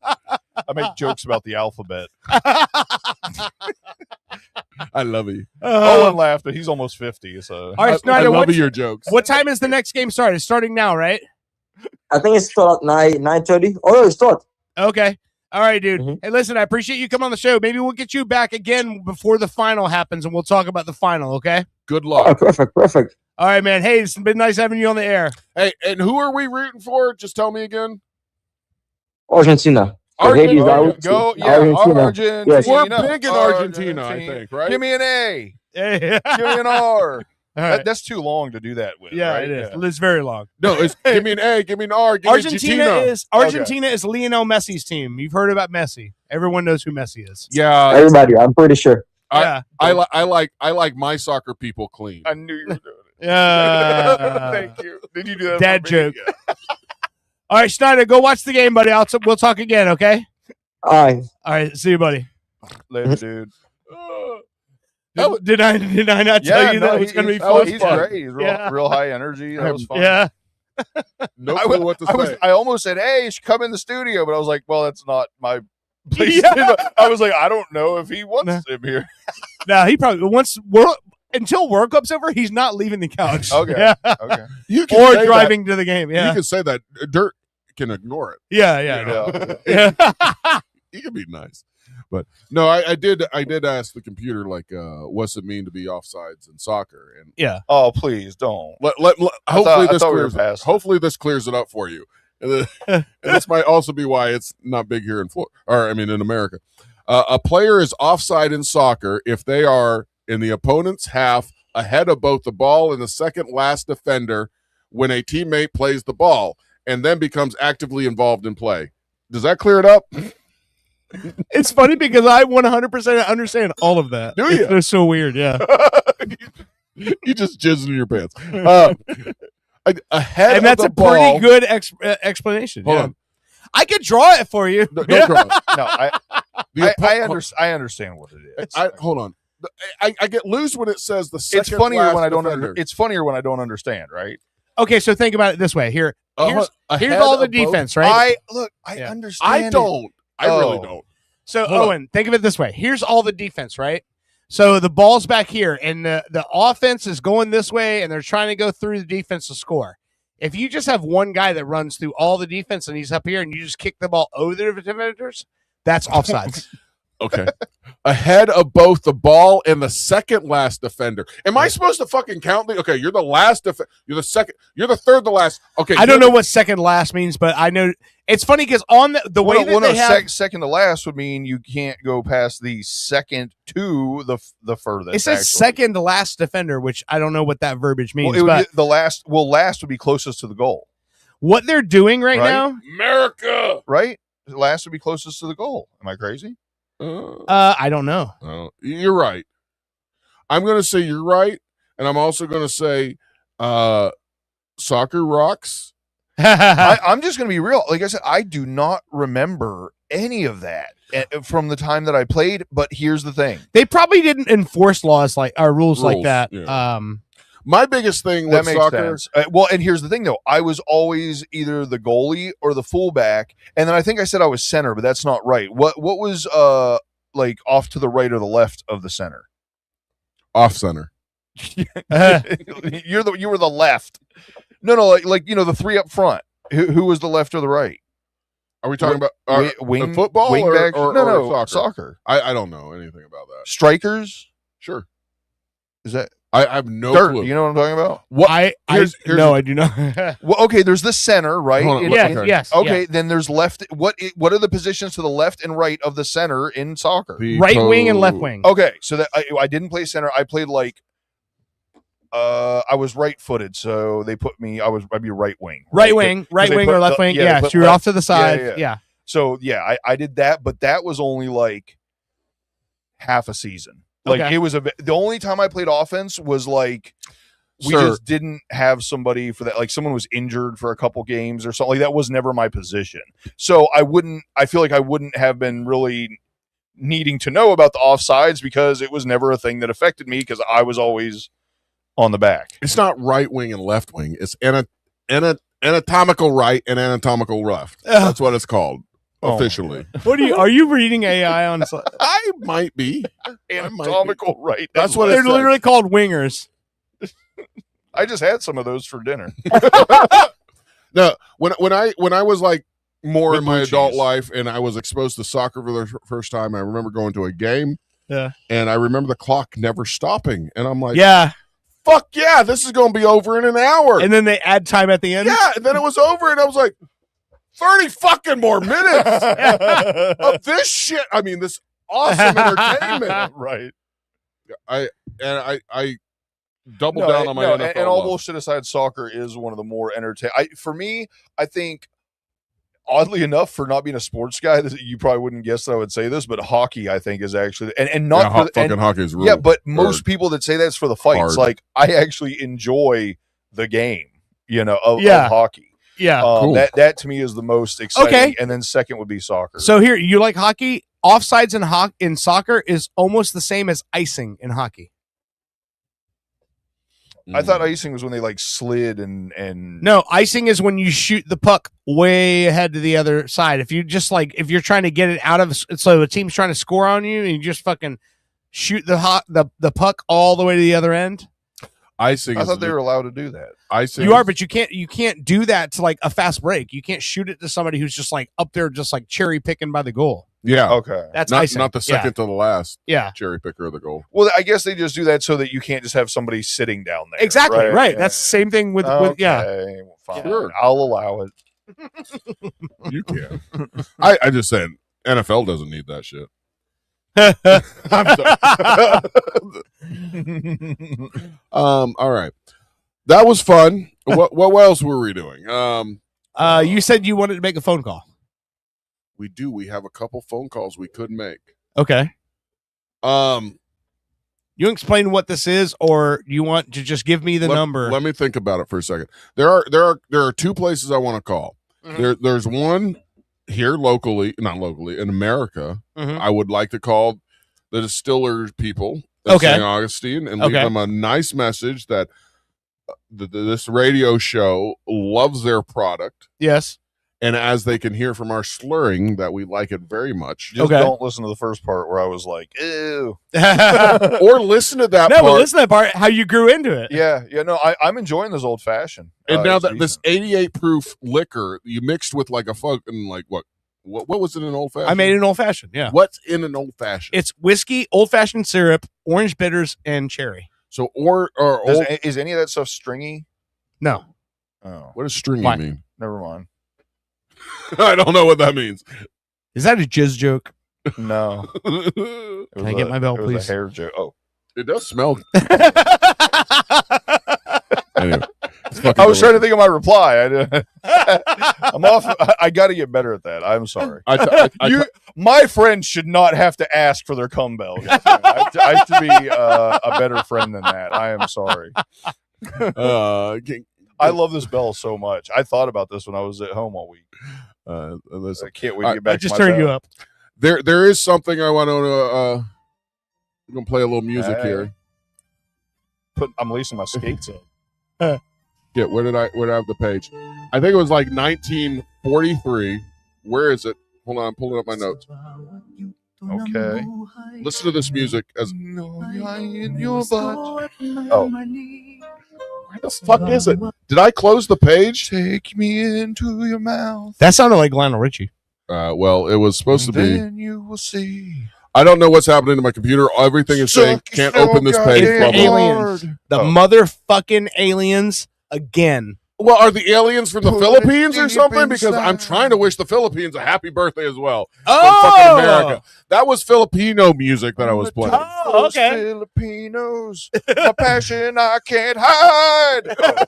Oh, sorry, That's all right. I was going to something there. That sounded like a video game or something. Like Yeah, no, I'm telling you, I had a feeling off that. So Philippines independence is also July In 4th? 1946, the Philippines gained full independence from guess who? Japan? Us. United States of Oh! America. Happy birthday, Philippines. So I'm sure, figured- and I'm sure we don't still have a military base over there or anything. Well, you know, probably it's America Light over there, right? I mean, that's what we do. Well, not so much. They're still living on mud huts. I mean, we kind of have not allowed them to grow. It's Filipina. That's not well. nice I of mean, us. the only way you can steal another country's resources is to keep them, down. So I figured we could call the Filipinos tourism board. Okay. They're 12 hours ahead of us, so technically it's 9:45 in the morning there. It is their the 4th of July. Okay. Or they're getting ready to celebrate. Is it Saturday there? I imagine so. So they might not answer, but I mean, if I'm a tourist going to the Philippines, I'd want them to answer on a Saturday, right? Because Saturday's when I'm doing things. I mean, do the Philippines have like a Monday through Friday like we do, or You are not able to make calls to this number. oh, Oh, you fucking dickhead. because we You bombed fucking, you cock block me, you fuck. Apparently, it's not America. them. All right, hold on. If that number doesn't work, which I got from Google Maps, hold on. That was the tourism promotion board. Hang on. Oh shit! This one doesn't open till 10 a.m. Oh, so that's in like 15 minutes. But let's try calling this number right here. Try calling that number. See what happens. And if we get another, I don't know how to make the plus sign on my phone. Huh? Hang on. Wait, it says plus 63. There we go. There we go. Got it. Sweet. This number that I'm giving you is not to the tourism board. It's to a legitimate Filipino massage parlor. We're gonna see if anybody working at the Filipino massage parlor. Your number cannot be completed as dialed. Please check the number and dial again. Your number cannot be completed as dialed. Just hit 0. Apparently, it says the number can't be completed as dialed. There's no 0 to be. Oh, okay. Fuck it. Give me that other one again. I guess we don't have Let me international. try that other. Now that I figured out how to do the plus. Give me that other one. Yeah, maybe the massage parlor wasn't legit. All right, here it is. Here's the other number. And if this doesn't work, I'll just leave a drunken message for the St. Augustine Distillery, and I'm sure they'll sponsor us because we're local. For sure. Maybe we could get a sponsor for the Night of the Paranormal. I mean, we're basically a staple in the drinking community. I mean, if we're anything. Yeah. All right. We're a staple in the pamphlet. It's ringing of drunkenness. I'm nervous now. I'm just kidding. Mabuhay. Thank you for calling the Tourism Promotions Board. If you know the local number of the person you are calling, please dial it now. Or for easy access, you may press 1 for International Promotions Department. Yes, that's press the one. 2 for the domestic. Definitely international promotions because we're gonna promote internationally.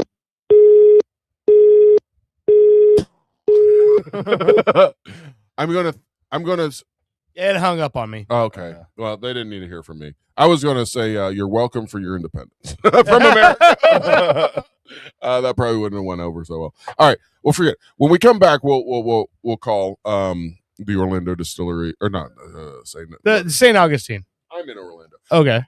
But all right, do we have a chance for one more Dorothy thing before we take a break? Yes. What do you got? I have a box. I have a box full of more things. I heard that about you. Not not just 88 proof liquor, but I shouldn't shake it because these are mint condition at the moment. Oh, I shouldn't shake these because, as we've said a million times today, is America's 250th birthday. I don't know if I've said a million times. I was gonna say I think that's actually the first official.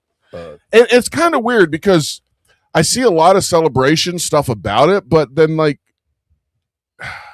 It's not as big as it could be, but here it's wild because if you think about it, 250 years is like nothing. Nothing Like, compared to other countries. Yeah. Yes. And on the same hand, look how far we've come since like 1900. You know. Well, yeah, when you bomb all the other countries back into an earlier time, it's kind of easy to surpass them. So, but for America's 250th birthday, I find this really kind of cool. And what I remember from when I was a kid and growing up with my grandparents, I don't know if he did it out of guilt or I know he didn't have this done to him, but like when Halloween would come around, he would buy me a Halloween gift, or Thanksgiving come around, I get a Halloween or a Thanksgiving gift or something like that. Okay. Like it was always like mini Christmases. So I was like, man, I kind of want to do this, pass this tradition on to my kids, you know, get them a little something or something. And for the 4th of July, for the 250th anniversary, some of our staple toys from when we were kids are releasing special edition.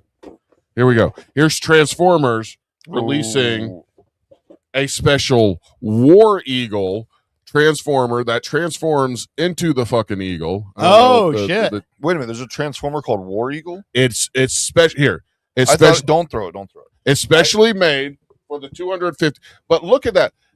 Just look at it for a second. Now, also, right in lines with Transformers, what is it? My favorite, G.I. Joe. And G.I. Joe released 4 special edition action figures. They're Okay. not dolls, they're action figures. Yes. For America's birthday, we have Lady J, who's one of the hardest ones to get. Oh, wow. And let me tell you how I got these. You go on to Walmart.com real quick as soon as you hear that they're released, and you put the order in. They come right away. Oh, man. So there's not really much hunt anymore. Here is Snake Eyes. Snake Eyes is the fucking best.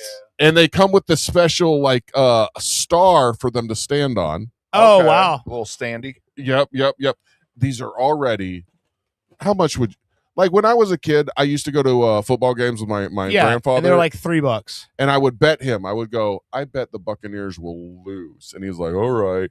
And he knows that's when they were really bad. And I would just know that I would get to go to Toys R Us the next day because I won the bet and get like a $3 or $3.50 action figure, which was a lot like this. Yeah. Let's fast forward 35 years. How much is this action figure new in the store at Walmart? Did Trump release it, or is this a Mattel or whatever? Mattel lost it. It is now Super 7 Reaction. Is it $20? I was gonna say like 20. $23 for one. Wow. Of those. So basically for these four figure, and here's Falcon. Falcon is Duke's brother, and I think yes, here we have a Duke. So we have all four of them. I'm struggling with just giving them to the kids.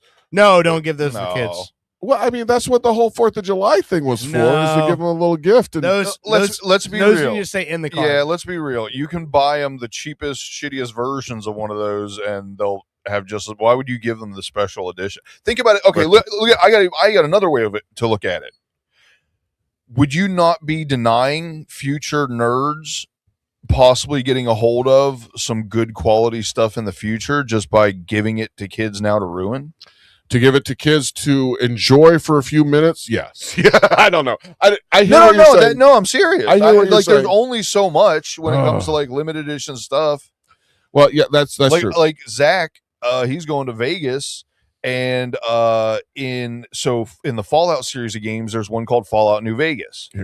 And it's modeled after Las Vegas, you know, after like an apocalypse and everything. Yeah. Well, I had the special edition lunchbox and bobblehead from Fallout 3.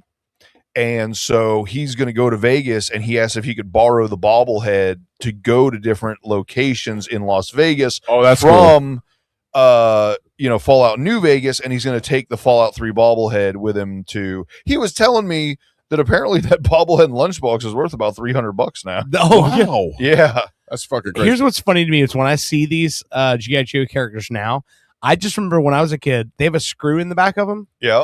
And I used to take the G.I. Joes apart and then put together like Different legs. Frankenstein G.I. Joes and stuff. Yeah. I forgot about that. Yeah. You're right.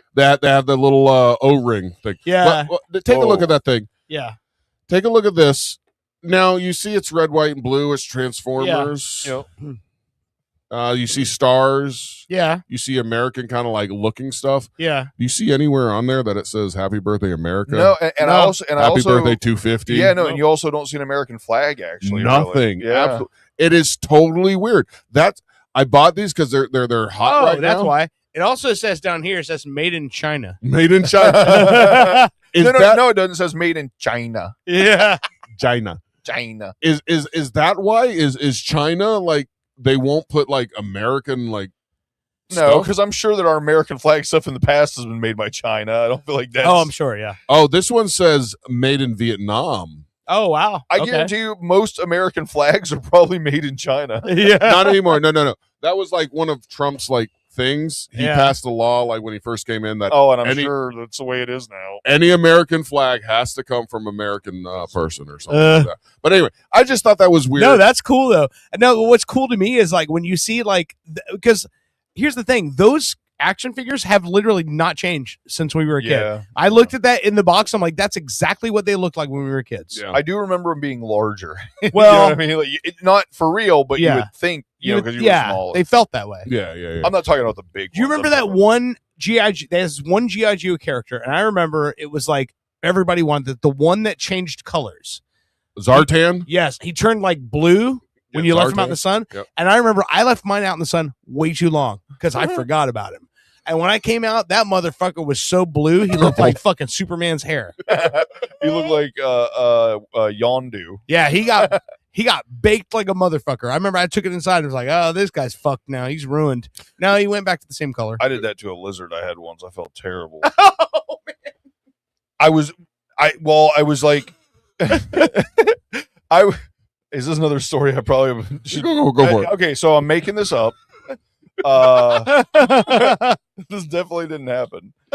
I may or may not have had to move very quickly at some point from one place to another, and do it without like a moving truck or anything. So it was just all like a piece here, a piece there. Things were like set on top of car trunks and shit in between, and maybe it was like 2 hours in between where I was moving to, and my Savannah monitor got left in the fish tank on the trunk of the car. And by the time we got back, it was over, which I was really mad because I'm like, he's from the desert. Like, you should be able to handle this. I think what happened was the fish tank acted like a magnifying glass. Yeah, it turns the glass. Yeah, overheated him. Did he make it or no? No, and I felt fucking terrible about it. I got you beat, motherfucker. I had some sticky traps out because I was like, trying to get some bugs and shit. And I noticed one day, goddamn lizard was on it. Yeah. Oh, I feel so bad. I'm like, I gotta get him off. Wait, that was it? No, because he was there. Oh, there's more. I gotta get him off. I'm like, how do I get him off? So I tried to pull him slightly, and I see, oh goddamn, I see like his outer layer of skin start coming off. I'm like, maybe it's just the outer layer of skin. So I peel the motherfucker off. I'm like, it's gotta be like a bandit. Gotta go. Whoosh. I see like the outline of his belly and his legs there. I'm like, but he seems fine. He's running. I throw him down on the ground. I'm like, you're free. And I go inside. I'm like, I don't want to think about what just happened. I threw away the glue trap. I go back out there a few minutes later. He's dead. Sad story. He's fucking dead. It wasn't my fault. This fucking lizard got on the glue trap. But I guess like my phone heard me talking to Brittany about like, glue trap and dead lizard, blah, blah, blah. And guess what my phone is nice enough to show me is how you can just run water under a glue trap and immediately release whatever's on it. So I could have saved this fucking lizard with no problem, but instead I tore his skin from his body and threw him out in the yard to let him die. Yeah. Happy birthday, America. Let's talk about more dead pets. I don't know if that's got me beat because you just kind of found a wild animal in distress. Mine was a pet. And I tortured him. I had this lizard for like 4 years. He was like almost 3 foot long. Okay, he was huge. Right. I went on vacation once with my grandparents and I had gerbils and we were going to be gone for 2.5 weeks. Were they in your ass? Wait, are we actually doing this? Yeah. Yeah. Because I've got the worst. Okay, well, you can. I've got how I killed my sugar glider. We're doing. How about we just go to break? No. We're doing this. So go ahead, bring it. So we were going on vacation for 2.5 weeks. So I had my gerbils, which I loved, and I said, my buddy who lived around the corner, I'm gonna let him watch him for 2.5 weeks. And as a 9-year-old kid, I got back after 2.5 weeks, kind of forgot about it, and like after I was home for a week, I was like, shit, I got gerbils at my friend's house, and he's like. I called him up. I'm like, hey, you still have my gerbils? And he's like, I got to talk to you about something. Apparently, after I dropped him off to his house, he set him on the hood of his car or his dad's car and kind of forgot about him in the aquarium and in the hot summer. That's not heat. your fault, though. Someone else did it. I know, but I'm picked the guy to watch him. And then then what made me feel bad is like I was home for like 3 or 4 days before I realized, shit, I had gerbils. And where are they? They were dead for 2.5 weeks. So I still think mine's worse, and I can't believe I'm going to tell this story. So I had the 2 male gliders. Originally, I only had 2, and they were brothers. And one was like super docile because he actually had like some kind of back problem or something. Yeah. And so for the most part, he really, when I let the boys run around, he really wouldn't get into anything because he couldn't really climb that much. He couldn't like get very high, or because his back, his back legs really didn't like reach up. You know what I mean? You know how things climb. Yeah. So anyway, he would never really get into anything. Well, the other one, Piggy, he would get in my damn subwoofer. And every time he'd get in my subwoofer, I'd just slap the top of it, or a lot of times I'd be playing music or something. If I turn it up, he'd come out of the subwoofer. It would scare him, and he'd come out, right?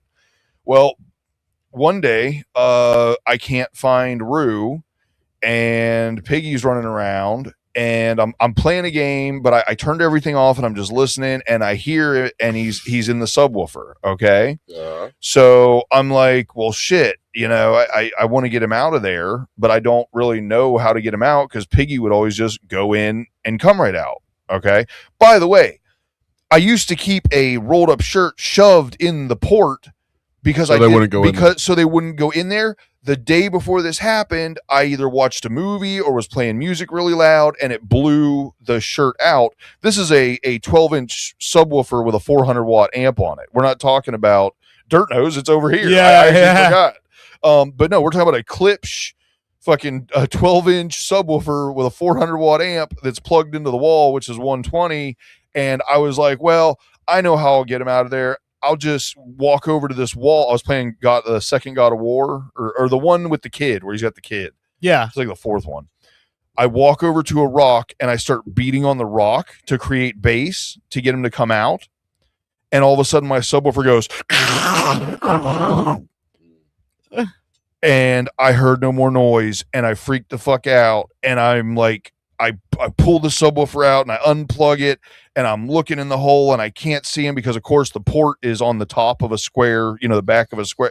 So I rolled it, and I had a flashlight, and I seen my dead sugar glider fall in front of the port. You know what I mean? And then I freaked out, and it took me like 10 minutes to fucking get the tools to take the subwoofer apart to get his little dead body out of there. So that does suck, and that is horrible. And I think that's way worse than your glider. Or the difference is I killed him. The difference is that I electrocuted my friend. That glider made the choice to go into that thing. Granted, it was an animal, whatever. It made the choice. I definitely made that story up. I put my gerbils in God damn it! What the fuck is going in a glass cage and then sent them to get burned up and cooked. You picked the wrong guy. You're like, hey, let me get Gerbil Killing Dan to watch my kids. My gerbils for the weekend. I should have known. So that's only a nickname. Gerbil Killing Dan. That's not his real name. So it was Gerbil Killing Mike. But here's my question though: if you send your kids to stay with someone and they murder your children, isn't that way better than if you murder your children? Like, right? Like, you didn't murder them. I smacked the rock. If you want to look at it like that, I guess. I don't know. What the fuck are we doing? I don't know, but we're trying to make a break. Happy birthday, America! I picked the song dedicated to Bushy's situation here. Which one? This is from Moonmen from Mars, released October 1st, 2019, featuring Sabrina Ambra. This song is called Lost Soul. We're doing another segment. Okay. Dedicated to Bushy Sugar Glider. You're listening to Pop Culture Radio. We'll be right back. Who? Rest in peace.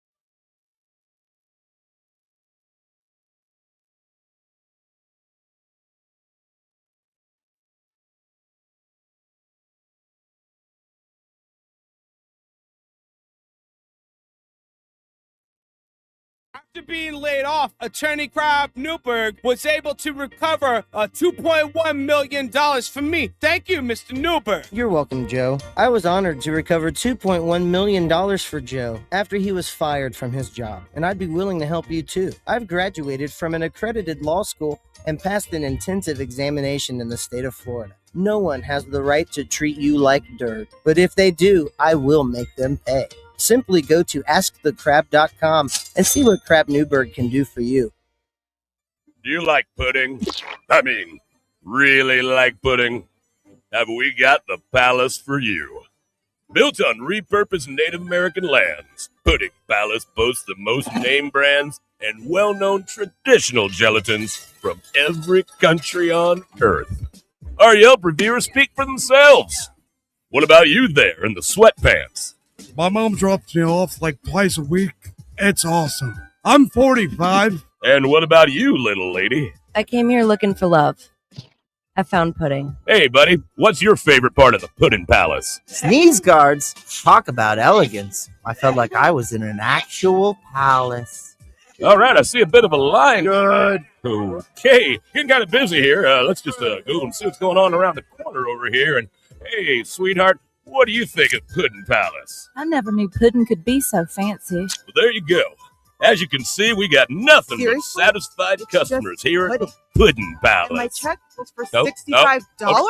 Focus on me. What sort of mother? Wait it. It's down. Oh, someone doesn't have our rewards card. Come on down to Pudding Palace. Pudding Palace, where pudding kings are born. Life's not fair! Have you felt neglected? Have your needs been denied? We are currently bringing a class action lawsuit against the news junkie. Have you been denied any of the following? Magnet, shirt, bumper sticker, $50 gift card, badge, chat room impunity, live trivia complaints, self-validation. Or otherwise? If you've been wronged, please don't delay. Take back what should have been yours. Join the ASCII class action lawsuit today.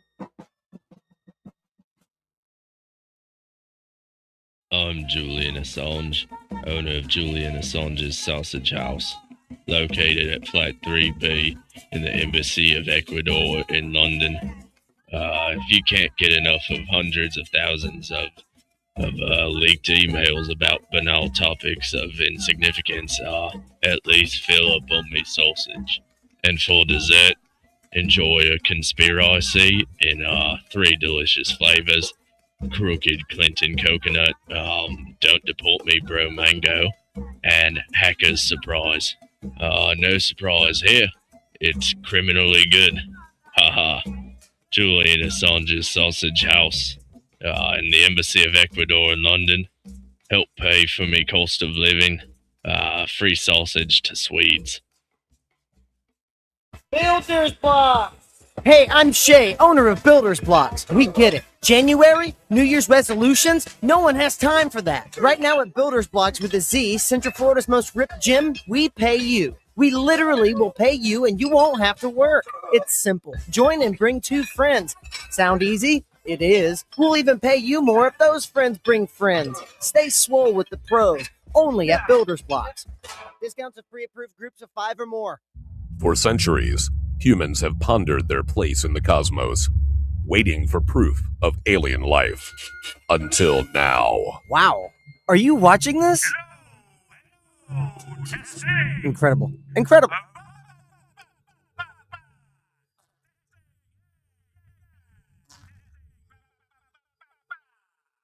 We listened. For the first time, they have made contact. We are not alone. Just gonna get this thing off this helmet, yeah? I think it's ripening up. I've been fighting in this thing. Fighting in this thing since Pluto.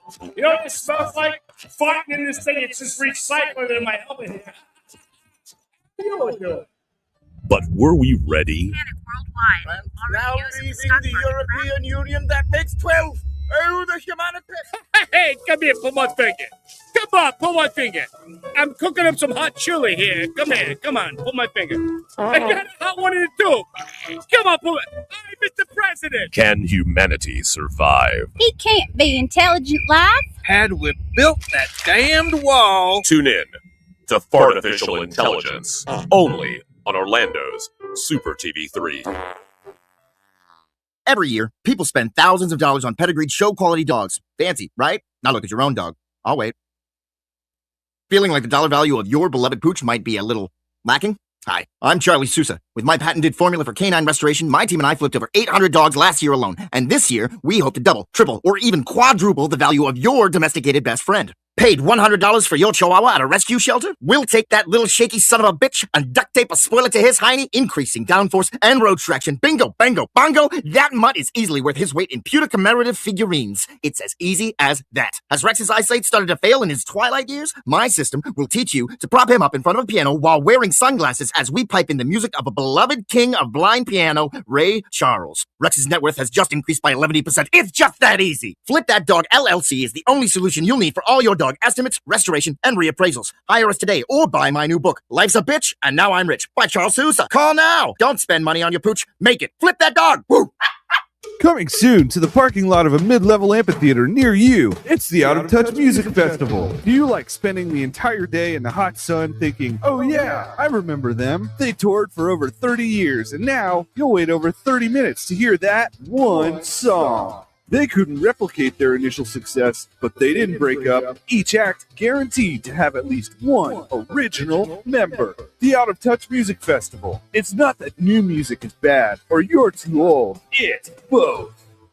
The war on vending machines is hitting closer to home. It's hitting the workplace. Salutations! My name is Dr. Patience McCracknuts, PhD. Reap the benefits of healthy living with Dr. McCracknuts' line of tasty vending comestibles. And because Dr. McCracknuts knows a thing or two about those mid-afternoon doldrums and lethargy, we have started dispersing vitamin B12 syringes in all of our vending machines. Lift your spirits and carry on, ladies and gents. Your hunger just met its worst nightmare. Dr. McCracknuts. Coming to a vending machine near you.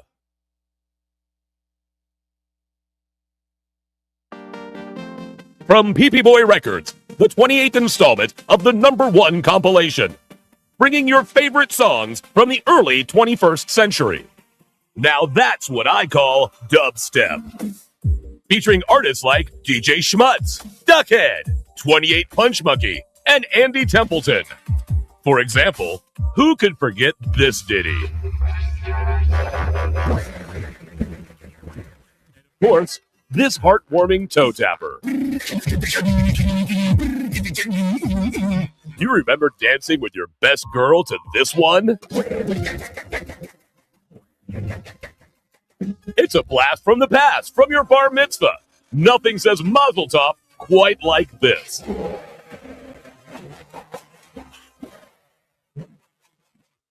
Now that's what I call dubstep. Only on PP Boy Records.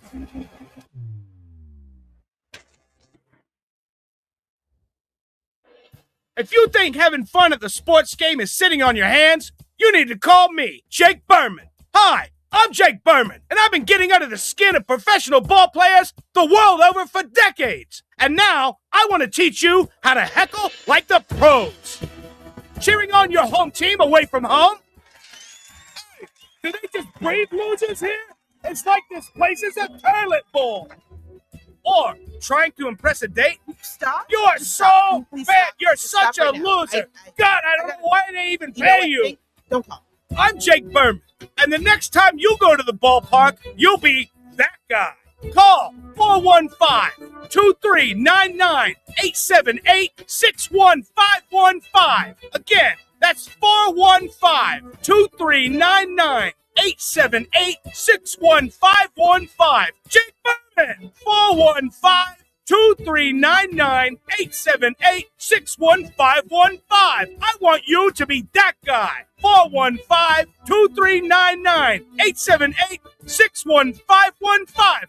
Then pound 10. I'm Jake Berman. You fellow wenches, are you looking for a buccaneer to bed or a first mate to swab your poop deck? Well, no one should have to face scurvy alone. Visit piratesonly.com. Think of the pirate possibilities, such as Clamdigger 69. I'm Clamdigger 69. I have plenty of toys and eccentric things in Davy Jones's locker, if you know what I mean. Again, that's Clamdigger 69. But let's not forget about Make My Roger Jolly. I'm Make My Roger Jolly. Allow me to be the first one to truly discover your booty. I'm Make My Roger Jolly. Pirate 542. Arr, arr, arr. And Cabin Swain too. Hey, don't forget about me. I'm Cabin Swain too. You can come and frolic around my mizzenmast. I'm Cabin Swain too. Find your buried treasure at piratesonly.com, where X marks the spot. Ginkgo Kielbasa, from the people who brought you Energy Brat, comes a taste you'll never forget. Ginkgo Kielbasa. The first time you met the love of your life and the smell of the air. It's a Me Too memory miracle. Ginkgo Kielbasa. Overcoming the rival team, and the first time you won the game. Listen to that crowd. Ginkgo Kielbasa. The first time you couldn't pay rent and the taste of delicious ramen noodles. Ginkgo Kielbasa, the meat you'll remember. Education can be the most important decision of your life. So why not invest your life savings on one of the best, Altamont College? Welcome home. This above average college will help you decide if college is your calling. Whether you're a doctor or physician, a teacher or librarian, a farmhand or otherwise, Altamont College, let us wow you with promises. Want to open up a drive-through liquor store that doubles as a notary public and dry cleaner? That's all you, my sons and daughters of liberty. Here at Badass Hangry Eagle Brewery, we've been bottling up freedom for over 6 years, and we encourage every American to embrace their God-given freedom with their lips. And just in time for this crucial election year, be sure to look out for our Devil's Advocate series of handcrafted beauties. We'll have you playing both sides of the fence in no time with our party-specific fun facts of corruption printed on every bottle. Our Build-A-Wall VIP beer will infuriate your liberal friends, and our cover-up coffee porter will alienate your conservative ones. Because what's more American than becoming a multimillionaire off a drunken idea for an app that tells you what kind of pizza matches your suit? Drinking a Badass Hangry Eagle? That's what. America. Badass Hangry Eagle Brewery. America AF.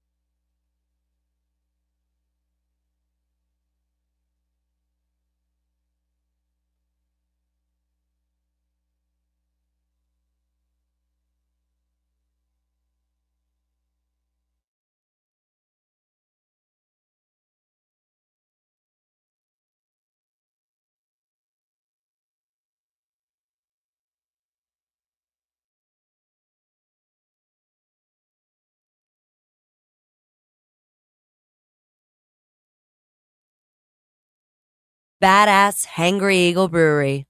America AF. Looking for professional installation for that fence? Don't want to do it yourself? Look no further than Fence Crafter, Central Florida's newest and coolest wall building company. If you're like me, you want a yard wall built exactly for your personality, and Fence Crafter will absolutely do it for the least amount of money. If it's important to you, we'll do it, guaranteed. Custom painting, 3D print renderings, and free shipping is the Fence Crafter way of business. Call or find us on social media for your free estimate. Fence Crafter. Baseball. Apple pie. Your grandmother's fried chicken. These are great institutions of the American dream.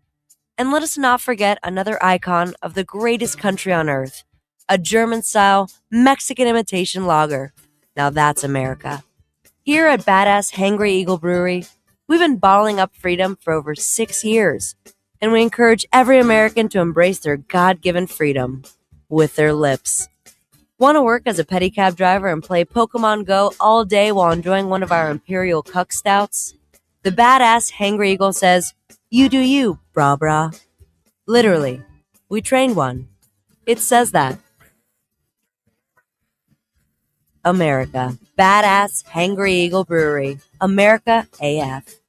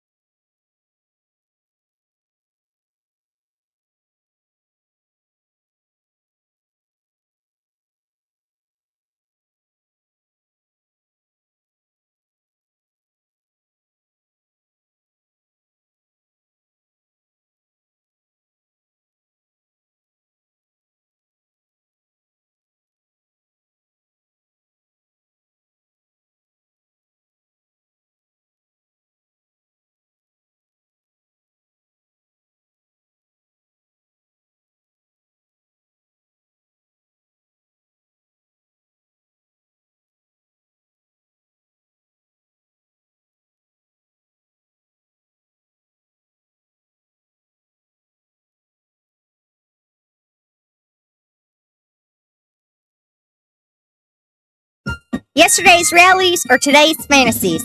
Hey, I'm Hetty Violet, caretaker of Astor Farms, Florida's newest and oldest rentable bed and breakfast. Astor Farms hasn't been updated nor upgraded since its construction in 1845. With no running water or power, you'll be able to live like your ancestors did, but on today's dime. If these testimonials don't sway you, nothing will. June 12th, 2014. My wits are failing me. I feel a constant hunger for the unattainable and a thirst that cannot be quenched. I feel a presence watching me in the darkness. A creature, a trapped soul, somehow dodging the light of this flickering candle. By sunrise, I fear my life. Maybe an extreme danger. How about this fine how do you do? April 4th, 2016. The rations of hardtack are too damn stale. Cracked my front teeth in great pain. Salt pork for lunch tasted rotten. Too much salt. I told that woman not to heavy-hand the salt, but she did just to spite me. Oh God, is she trying to kill me? Live yesterday's life today at Astor Farms. We'll get the bedroll ready for you. After a local Ponzi scheme pulled the wool over my eyes, attorney Crab Newberg was able to recover my life savings, $36,000. Thank you, Mr. Newberg. You're welcome, Chet. I was honored to recover over $40,000 for Chet after a local gym took him for a dumbbell, and I'd be willing to help you too. I've graduated from an accredited law school and passed an intensive examination in the state of Florida. Ponzi schemes are illegal. You don't need two other friends to tell you. Visit AskTheCrab.com. That's crab with a K, and you've got a case.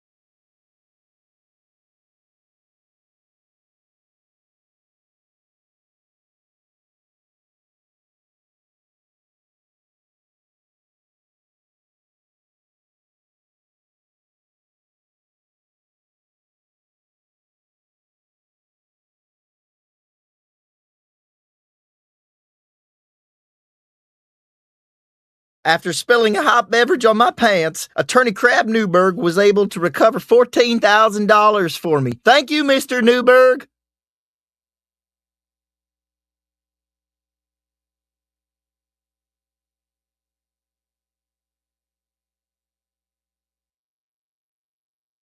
However, I specialize in only one area, you. Go to askthecrab.com and see what Crab Newberg can do for you. With Crab Newberg, you've got a case. After my grunkle misdiagnosis, Attorney Crab Newberg was able to recover $140,000 for me. Thank you, Mr. Newberg. You're welcome, Valentino. I was honored to recover $140,000 for Valentino, and I'd be willing to help you too.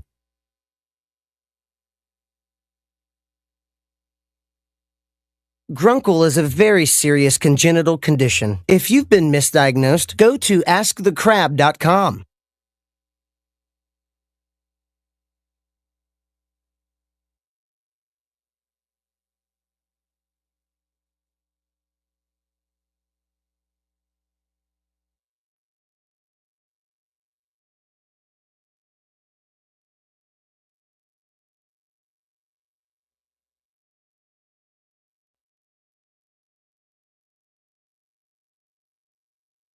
After being laid off, Attorney Crab Newberg was able to recover $2.1 million from me. Thank you, Mr. Newberg. You're welcome, Joe. I was honored to recover $2.1 million for Joe after he was fired from his job, and I'd be willing to help you too. I've graduated from an accredited law school and passed an intensive examination in the state of Florida. No one has the right to treat you like dirt, but if they do, I will make them pay. Simply go to askthecrab.com and see what Crab Newberg can do for you.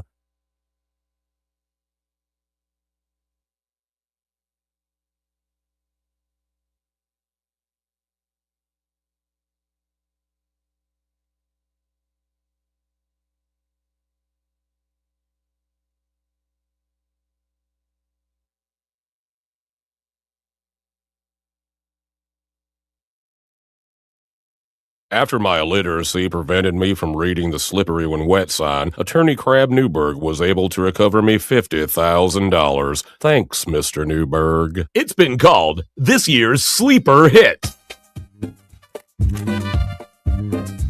Prime time tomorrow on Orlando's Super TV 3. Where's it go, Miero? I'm afraid you'll have to try a little harder, Hernandez. Where did you pull her? She's too big to fit in these drawers. And she is made of bony skin, not invisible matter. I know she cannot be standing right here. Clever detective, but not clever enough. ¿Por qué, Miero? She's just a girl. A closet-sized girl. Dios mío, there's a closet door right here. Oh, no. No, don't open that door! Carrie DeLipschitz and Jim Mahoney star in Milfada Hernandez, Detective MILF, only on Orlando's Super TV 3. Just in time for the political season, PP Boy Records presents Ragtime Election Time, a collection of only the finest political parody songs featuring Hillary and the Clintons with their version of the Deleted Emails Blues. Deleted Email Blues. Thank you. And the hit single Trump Dumps by the Trump Tonights. I'm in the dumps because today's Donald Trump's got this election all in a spin. I would be remiss to not mention the Bernie Sanders should have been nominated with their smash hit, Bernie Sanders should have been nominated.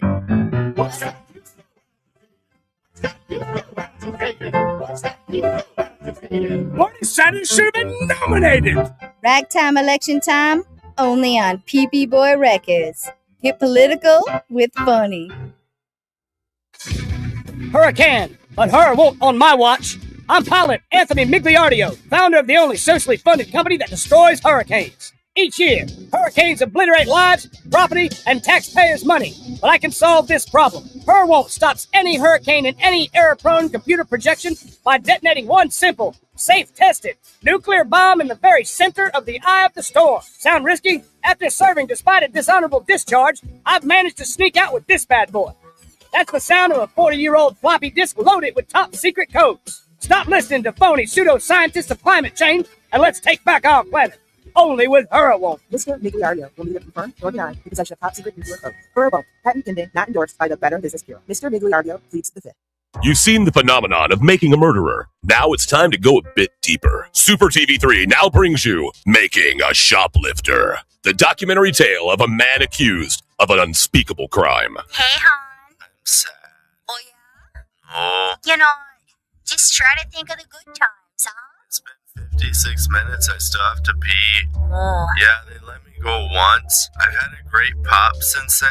You know you're not allowed to have those sugar pops. No, WrestleMania's next week. Don't worry, okay? Your pops is taping it. Hulk is gonna make a comeback. He's just misunderstood. New witnesses. I saw him with the bag of buggles. I knew exactly what he's doing. Drama unfurled. I've worked here for 16 years and we've never had bugles. The riveting drama. Have you guys seen my buddy? What got the witch fingers? Been waiting for like 54 minutes. Evidence mishandled. Well, have you tested the evidence? We always test the evidence. Yes, but have you tested it for hot fries? We generally don't test for hot fries.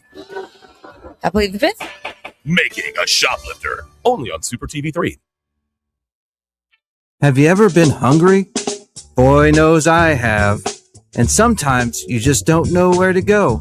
That's why I started Steve's House of Food, where you can get all your favorite foods.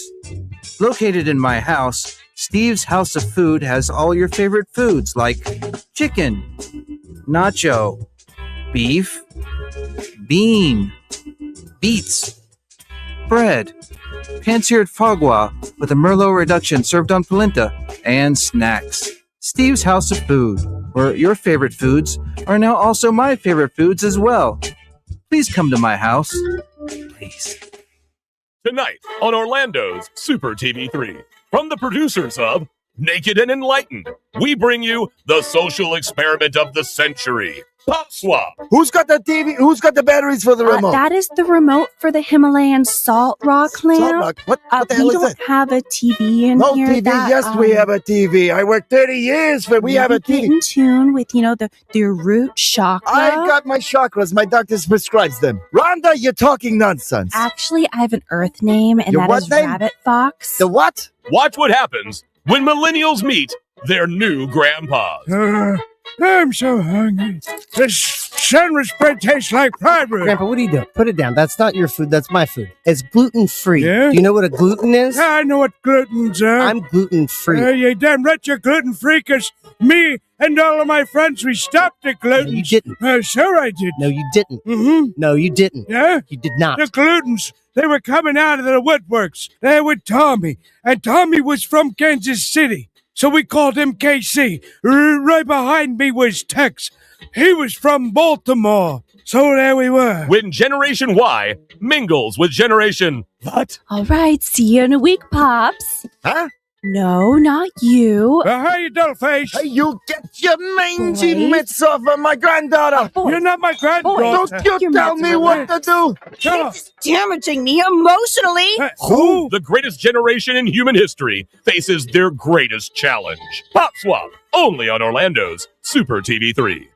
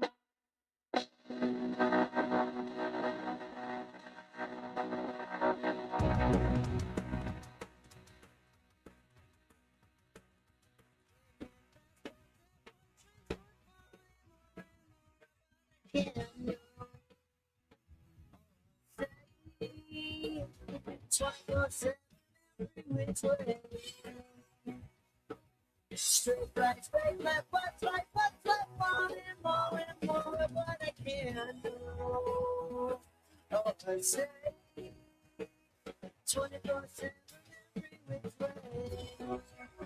Why don't you go? Why don't you go? Why don't you go? Why don't you go? Yeah. Welcome back to Pop Culture Radio. This is Moon Men from Mars. I Am the Snake from 2020, the album Reanimator.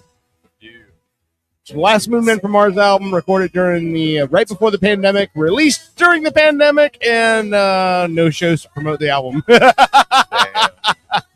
it's a little bit of a bummer.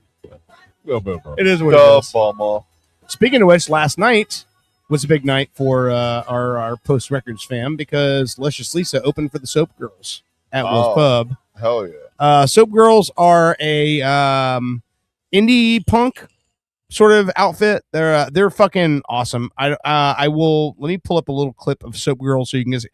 Anyway, it's always cool when any band coming through town wants to play with Luscious Lisa because they really are a sort of a group without a fucking genre because they kind of fit so many different things. But as Bushy can see right there, Bushy, you see that? Oh, that's see the it. Soap Girls. I don't even have my glasses on, and I can see that. Yeah, and so why didn't you tell me about this show? Well, it was a ticketed event that was sold out. So yeah. Shit. But anyway, Wait, this is congrats then. yeah, Soap Girls. So I wonder why. You're gonna be strange. Wow, get ready. I love to win on a filthy little secret. They're fucking dope as shit. Society's reject. I'm drowned in the depths, you're too shallow. You say jump as if I'm a follow. Get out before you're ready to burn. I scream the only way to be heard. I mean, it sounds like 90s alternative. exactly, yeah. Get out, society. Yeah, they're fucking cool as shit. There's a ton of music from Soap Girls all over, you know. What's the OF one? What's that? What's the OF one? What's the what? The OnlyFans one? Oh, I don't know that there's one. But also, I want to say they are one of the groups that, like, they sort of like have this weird, like, subculture following, which is basically like they're anti no they're anti like mainstream as far as the music sort of goes. Like that's the two of them produce everything. They don't shoot for like radio plays, any sort of, everything is word of mouth. It's just if you've been to a show before, you want them to come play again, that sort of thing. Like they don't, there's no like mass publicity for anything they do, which is, you know, kind of cool. They're just like, hey, we do what we do. If you like the show, tell the club owner you want to see us back again. That Cool, sort of cool. stuff. But they're definitely in the indie scene, you know, independent music, which is kind of the whole scene I've come up in my whole life. So yeah, pretty cool stuff. Anyway, so yeah, Luscious Lisa opened for Soap Girls last night at a Will's Pub. So word. Oh, a hot show. That's what I'm gonna say. You're still typing on you're tapping on your computer there, trying to get a song about. No. I'm just trying to make. Never mind. Don't worry about it. It's driving me nuts. I didn't shave off these little hairs that kind of stick out from underneath your lip, and usually I keep that pretty flat. In order to keep the mic close enough to my face, it's like tickling us. Yeah, and it's driving me out of my mind. Well, don't go out of your mind. I mean, that's not. That's a the good place important shit people want to know. It's not a good place to be. Out of your beard, Mike's tickling my beard. Hey, it is the 4th of July weekend, and Yes. a lot of people have family together. And what the hell? Thanks for reminding me. What the hell are you supposed to do with family? I mean, you can only talk to him so much, and then You put him in a home. You pay someone to take him away, so you don't have to see him again. Yeah, we're tired of looking at Oh him. man, when he was talking about that, I was like, oh. what the he's fucking mentioning is dream. the new Louis C.K. Stand-up special on Netflix came out. Louis C.K. Ridiculous. Everyone knows Louis C.K. kind of got canceled for some shit he did.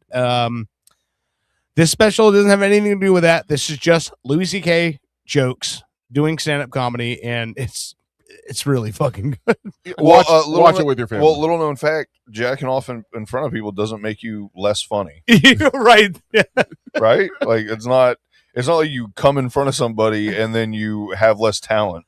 What I thought was really funny about it is this: some of the stuff he said that, like, have you ever fallen asleep on a plane before? Yeah, all the time. When he mentions that, when you wake up on a plane and he's like, you used to be in there and you were in a dream, and then all of a sudden you're awake and there's a guy just right here that's just like, Yeah, and then he just like turns to the side and Yeah. looks forward. Even if I didn't sleep on a plane, I would pretend to sleep because I hate talking to people. It's like I don't care where you're going. I don't care why you're going there. Don't talk to me. I got work to do. I'm going to pretend like I'm sleeping. and also when he said, when you wake up out of a dream, he's like, nobody ever wakes up out of a dream and goes, I thought I handled that pretty well in there. Yeah. I like when he was talking about I mean, every single joke he did was fire. He was talking about, he's like, I had a dream about pissing on a baby. He's like, that was the whole dream. He's like, so I told my therapist, they said, never come back here. I wanted to know what it meant. Yeah. I'm going to ask the internet. What is No, man, GPT. That's probably a bad thing to do. That's all right. I'm on his Wi-Fi. It's cool. Okay. I had a dream about peeing. So, Owen, I'm going to give you some information, some advice here. Whenever you're typing stuff like that into your computer, don't say it out loud into the microphone, because then that stuff is what people hear and go, oh man, do you hear what this fucking guy's talking about? It's almost like doing talk to text, a really private conversation at a bus terminal. That's what the show's about. I mean, that's the description of the show, right? Really private conversation At a bus terminal, yeah. Oh, so somebody telling you some awkward story that they definitely made up and is not true, and they just did it for entertainment, and nobody should think less of them for it. All right, all jokes. According to ChatGPT, dreams like that can feel really disturbing. Good. Yeah. But they usually aren't literal or Well, I a would reflection hope of not. something of you. What this could mean is and think about Louis C.K. and what he's had to go through. Yeah. It could represent a loss of control or embarrassment. Okay. Peeing in dreams often connects a release, something, or losing control. Doing it in an inappropriate situation can point to anxiety about messing up, being exposed, or crossing a line socially. That fucking he kind of nails what he was doing. That's kind of creepy. The other three bullet points are vulnerability or responsibility, guilt or shame, and emotional release. Pretty much every single one of those you could tie back to what happened. Goes back to something he did. Yeah. Pretty screwed up. I'm trying to think of what we could talk about. I'm thinking that joke was real. That would be worse than our dead pets and how we killed them, and then talking about a comedian jerking off in front of people. Well, we pretty much get it. We could retire right now. I don't know where we go from here. Well, I feel like that's why these stories are starting to come out that we wouldn't previously have made up.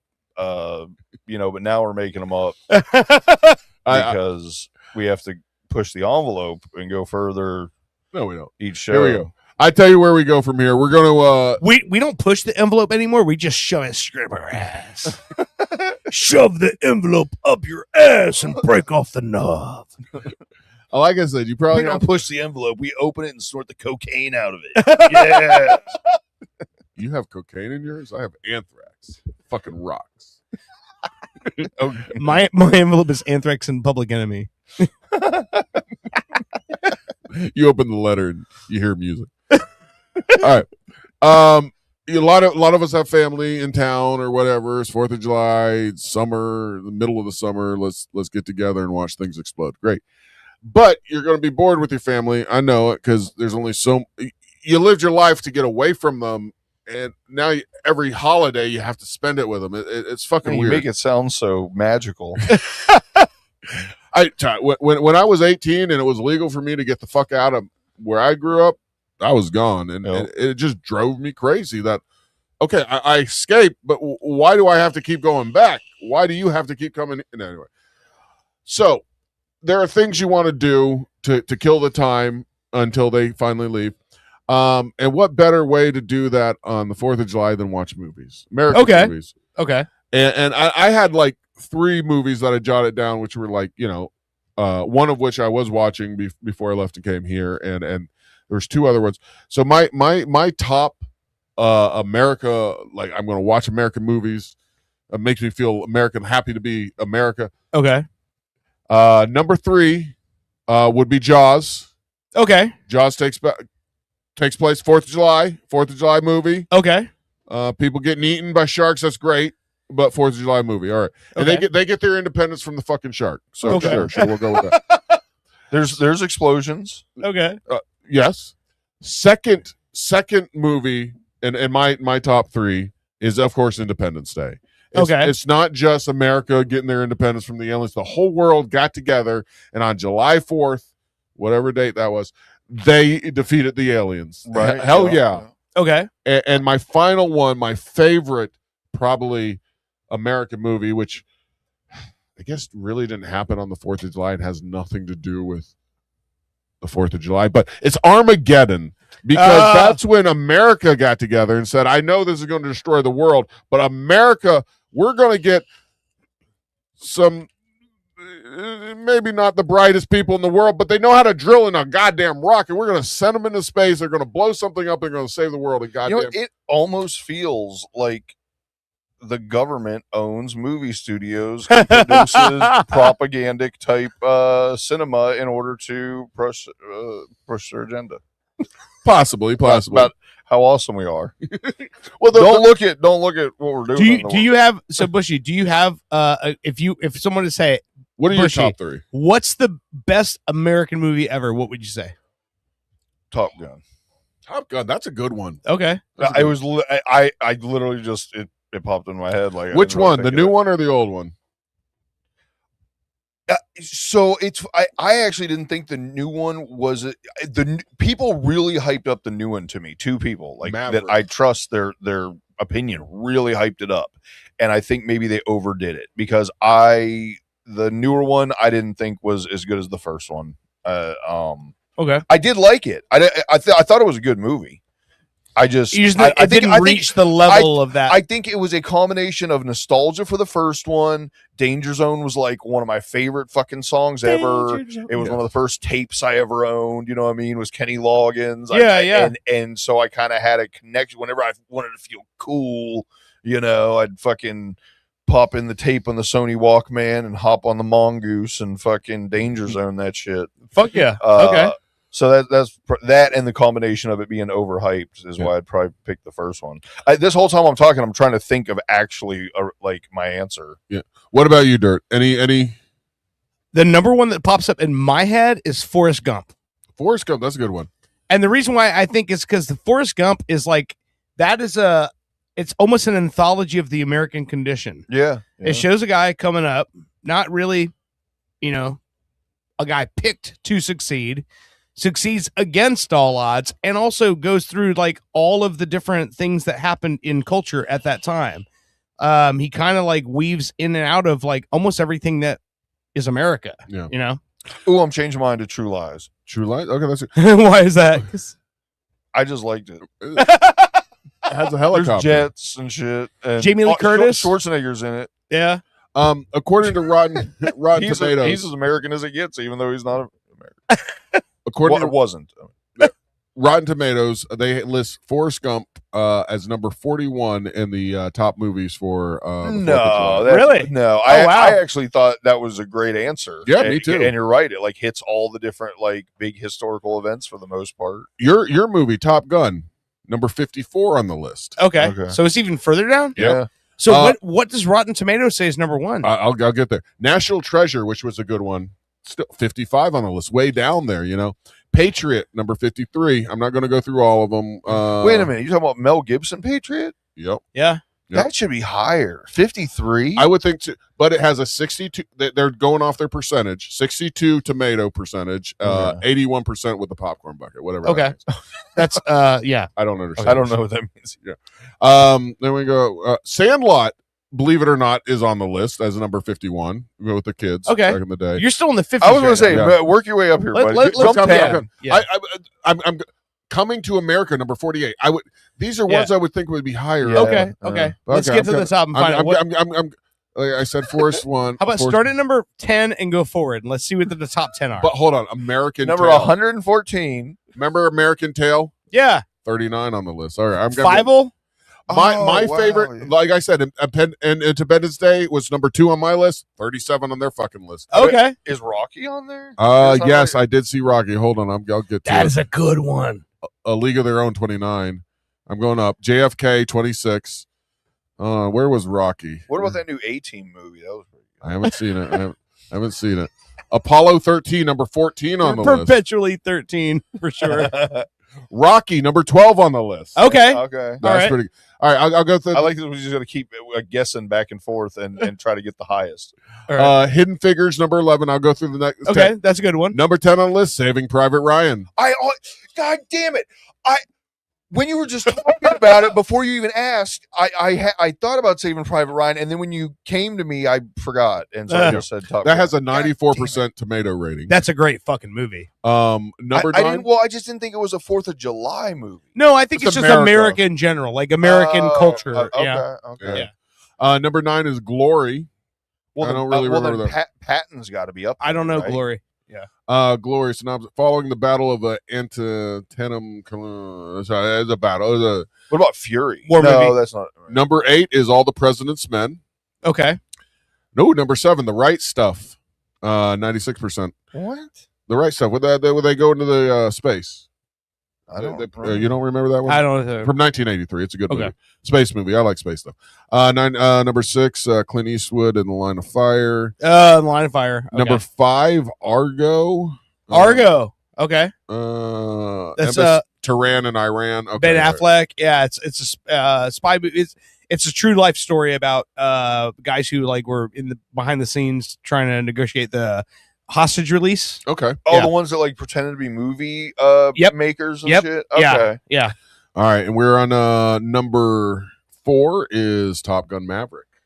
Okay. That beat out Seriously? regular time. Wow. 96%. Wow. And Okay. the popcorn bucket is at 98%. I haven't seen anything this high on this list yet. Okay.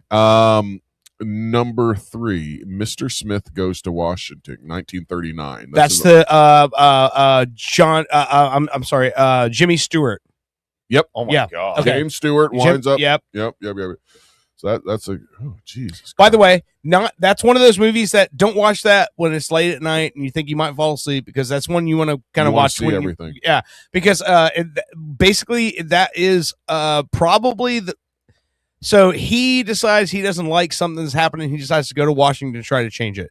And so it's one of those things. So it's like loopy guy. It's kind of funny. It's kind of serious at the same time. It's a guy going, I don't really like what's happening here. I'm going to Washington. He's going to try to lobby for change. It's a good movie.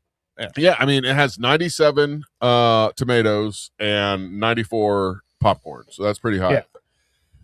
The last 2. All right, number 2. This was on my list. It was actually my number 3, I think it was. Jaws, 97% of the vote. Wow, Jaws is number 2? Number 2. Okay. I wouldn't have thought that. You would think Independence Day. It's in the name. Here's why I'll say Jaws, because that was the movie. Jaws because. That was the first movie where there was so much put into that movie. There's a lot of people say that it's the perfect movie. Like the 3 acts and Spielberg. And there was a woman skinny dipping that got eaten. I mean, who doesn't like that? All right. that's probably happening right now as they listen to the show. This whole time I've been trying to think other good ones, and what was funny was I think I thought about the Clint Eastwood one. What was that? In the Line of Fire. In the Line of Fire. I couldn't think of the name. I just now know that it's a movie. All right, number one on the list. I know what it is. So, but what do you think is the most American movie out there? And I will tell you, it's more of a modern movie. It's not an old movie. It came out in this century. In this century. What century? So since the year 2000? Yep. Since the year 2000. Not in the 1900s, in the 2000s. In the 2000s. Oh, okay. I thought you meant within 100 years. I'm like, that's not really a recent. No. This century. This century. This 2000 and forward. Okay. And is it a blockbuster cult classic? Yes and yes. Now. Oh, is it a Transformers movie? No. I don't know. that wasn't some nerdy shit to say. Okay. Is it? Hey, is Fuck it you? Snake Eyes. Is it? Okay. Does the movie take place? What an asshole. Does the movie take place in the decade that it was released in? No. Okay. I don't know. 1497 or whatever that jet movie, or not jet. Not quite. Not quite. I know what you're saying. I will give you a hint. It's Predator. It's about history. About history. No. Everybody talked about it. I poo-pooed it until I actually watched it like 2 or 3 times, and then I'm like, all right, I'm digging this. Oppenheimer? Nope. Further back? Is it older than that? When did Oppenheimer? I don't know. Like 2019 or 2020? This came out right when the pandemic hit, and a lot of people enjoyed listening to it and watching it during Tiger King. Nope. But that's a good vein. Damn. All right. It was originally a Broadway production. Oh, Hamilton. Bing, bing, bing. 98% of the vote. I've still not seen it. 92% of the popcorn vote. So, Okay. but 90, that's almost a perfect score. Boston Britt would be like, yeah, she'd love that list. She's the only reason why I know this movie, because before her, I tried watching it and I got through 2 minutes of it, and I'm like, I can't watch this. I just, every time as soon as someone says Broadway, I immediatally tune out. I was like that too. But I think it's after. I'm not like that, but my thing is when it comes to historical recounting historical stories, I want it told to me in a way that makes sense to that time period. And this is they took the Alexander Hamilton story and then made it like hip hop. So yeah, it's definitely offsetting, but that's what I will say. Yeah. It's historically accurate. And anyone who watches this story and goes, wow, that's fucking crazy. And I'm like, yeah, that's what we've been doing for hundreds of years. Yeah. Well, what really strikes me is the fact that Alexander Hamilton, who's supposed, he's on our money. Yeah. We talk like he's some great guy, but he was never president. Oh, Rooster Cogburn. True Grit. That was such True Grit. Rooster Cogburn. True Grit. Yeah. Okay. 2 versions of that movie. One played by John Wayne. One played by Jeff Bridges. Both fucking incredible. Yeah. No, I would actually. I've had talks with people over who did it better, and I think Jeff Bridges. I do too. Yeah, I think way better. He's far grittier and far dirtier, and ornery, he definitely yes. John Wayne, as George Carlin said many times before, fucked up many a good Western because he was always so clean and so like the good guy, and Jeff Bridges plays that character so well. Yeah. Well, with Alexander Hamilton, what I didn't realize, you think of this guy that helped, make the country what it is. And I don't even know who he is. He did the money. That's why he's on the $10 bill. He did the money. He treasurer. He set up the way we have money and the way we do banking. What a good guy.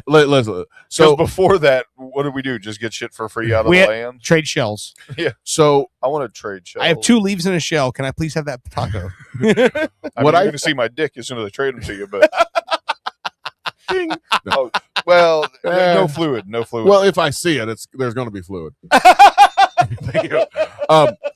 what I found out interesting is like this man who did good stuff, and he has a Broadway play about him and a movie now about him and songs written about him. But he's on our $10.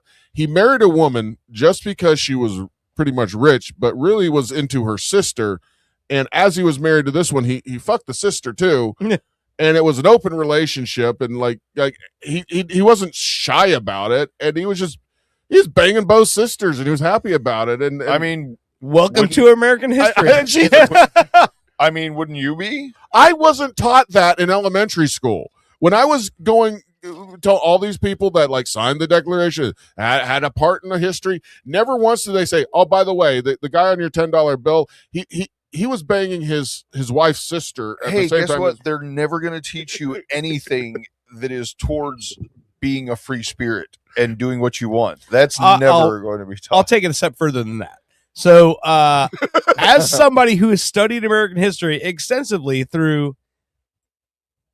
out of public school, they're not going to teach you a lot of shit. Yep. You're not going to find out a lot of things that, and every time you think that another country is doing some really nasty shit, your country's doing that too, and has been doing that for hundreds of years. But the thing is, all of history is fake. Yeah, so. but all of throughout what you learn in school is they're only going to tell you the good points, the bullet points. But there was so much of that shit. I remember reading in a book one time that was a direct direct like sort of diary transcription of people who were involved in the Revolutionary War. And one of my favorite things in it was the guy who was describing meeting General Washington for the first time and explaining how General Washington was the most imposing figure he had ever met in his life, the perfect person to lead us to victory. And the way he described him was, this is a giant red-headed maniac. And that's the way he described George Washington. And here's the best part. The way he described Martha Washington was a very manly, homely, intimidating woman. Yeah. And I'm like, That's a okay. hell of a couple. So that couple is the couple that created. I'm like, yeah, of course. The guy had like steel and pig's teeth and slave's teeth in his mouth. He probably looked crazy as fuck coming out of the woods. So he had red hair? Yeah. Well, he was a ginger. Well, what's crazy is how my God they've managed to turn a nation that was founded on rebellion because you wanted to be free into a nation where everybody's like, the government's here to save us. Yeah. Like, save us from what? Freedom? I understand why it's red, white, and blue now. It's fucking red hair. Well, I don't think it had anything to do with it. The flag matched the drapes. The flag matched the drapes. Anyway, all right. Oh man. We have one more thing to do. We've got to call the St. Augustine Distillery. Okay. I'm just going to read out their number because, you know. Who cares? Yeah, it's 904. Hold on. All right. This is how we're going to end our 4th of July special, Friday night special. This was an interesting 4th of July. Okay, 904. 825 4962. We're calling the St. Augustine Distillery directly, who made this delicious Florida Straight bourbon. Thank you for calling St. Augustine Distillery, home of the Spirit of Florida. Our distillery and gift shop are currently closed. If you're calling for information regarding our hours of operation or directions to our distillery, Want to leave a please message? press 1. Nope. For all other inquiries, please press 2 and remain on the line to leave a voicemail. Yes. Did you all want to talk? Press 2. No, I'm not. Hi, St. Augustine Distillery. I just want to introduce myself. My name is Owen Money. I am with Owen and Dirt's Pop Culture Radio. We're doing a live show right now. My buddy Dirt McCoy is over there. Yes, sir. Also, we have a third buddy here, Bushy, who he's a drinker among men. And for the 4th of July special show we're doing, I wanted to get a liquor that had something to do with America, and I saw St. Augustine Distillery with a Florida Straight bourbon on the shelf at my local liquor store. And by the way, we're from Orlando, Florida, so we're here in Florida. And Absolutely. St. Augustine jumped out to us. I go there all the time, and there's I'll go ahead and play the celebrity card, not celebrity card, but if you know, I know you know of the book Weird Florida, and I know you know of the part where the guy went to the Casilo de San Marcos and spent the night there in the fort in a real orange jumpsuit. Well, that's me, and I just love your liquor. We've been, obviously from this rambling phone message that I'm leaving you, we've been drinking this 88 proof delicious fucking bourbon, and I'm not a bourbon guy, and I just want to say thank you. And by the way, I am a bourbon guy. I love the flavor. There seems to be orange notes on the back end of it, but the thing is that Mr. Owen here this speaking and Bushy, not bourbon people, I made them an old fashioned with it, and it's fucking phenomenal. Yeah, I've been sipping it the whole time, and even after saying that I wasn't a fan of drinking it neat, I was pretty impressed that it finished well, and that's what made me want the old fashioned, and I'm enjoying it. Hey, and listen, I like it so much, I'm going to write you a jingle. I'm going to call you next week, and we're going to play it for you. And if you want to get in contact with us, it's PCRadio69 at gmail.com. I almost said yahoo.com. That shows how old I am. But listen, St. Augustine Distillery, you have a new fan. I'm going to buy more of your liquor as long as it's like, I mean, it's fucking phenomenal like this. And you have and we have a whiskey distillery in Florida. You have 3 new fans, and we're going to promote you. So if you want to send us free liquor, just email us. And That's definitely not what this call is all about. No, thank you very much for doing an American, making America proud. God damn it. Proud. It's your damn liquor, St. Augustine. I could talk before I drank all this. We have pride and proud America. That's right. Thank you very much. You have a good night, St. Augustine Distillery. Hang up before I say something stupid. I did. I hung up. The whole conversation. I'm going to say before. Too late. They should like that. You know what? I'm going to work out a deal where they. I would assume somebody working in a distillery is probably going to, find that entertaining. I think so. I don't want anything from them, but if they hear that and they laugh or share it around the office, go, hey, you got to hear these assholes that just called in. like if you work putting in data entry at like a doctor's office, you don't want to get that call. I'm just saying when we have our the baby's not breathing. Wait, we got a phone message for you, Dr. Kent. When we have our second Is my conversation, poop supposed to look like this? When we actually have a conversation with somebody from there, I'm going to get them the sponsor. Can I text you a picture of my pubis? Sponsor Night of the Paranormal. Oh yeah, Night of Charlie Carlson's 13th annual. It's going to happen. 13th anal. 13th anal annual Night of the 13th anal paranormal night. Night of the para anal. Man, Night of the pair of anals. Pair of anal nights. I'm just going to say, if that's what we're doing, you're going to have to give me some time because I have to do 12 more anal nights before then. You got to work up to your 13th anal night. I don't want my 13th to be first. You got to start with a small anal night. Get that shit stressed out. Yeah. No. By the 3rd anal night, you get the cone. I hope they don't listen to this part. St. Augustine Distillery, we don't want anal. By the 4th, well, they're off the phone now. Oh, yeah. By the 4th anal night, you have a separate email address for that. By 12, you get the speculum and a flashlight. I'm on Only Anal Fans.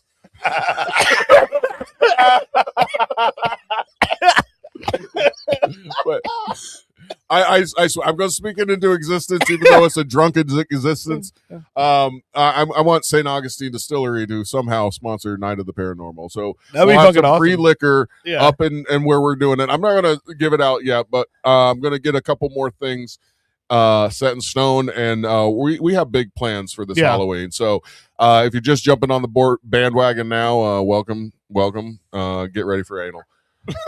What? I sent a message. I sent a message when you texted me, when you told me yes we were official on what we were doing for the Night of the Paranormal.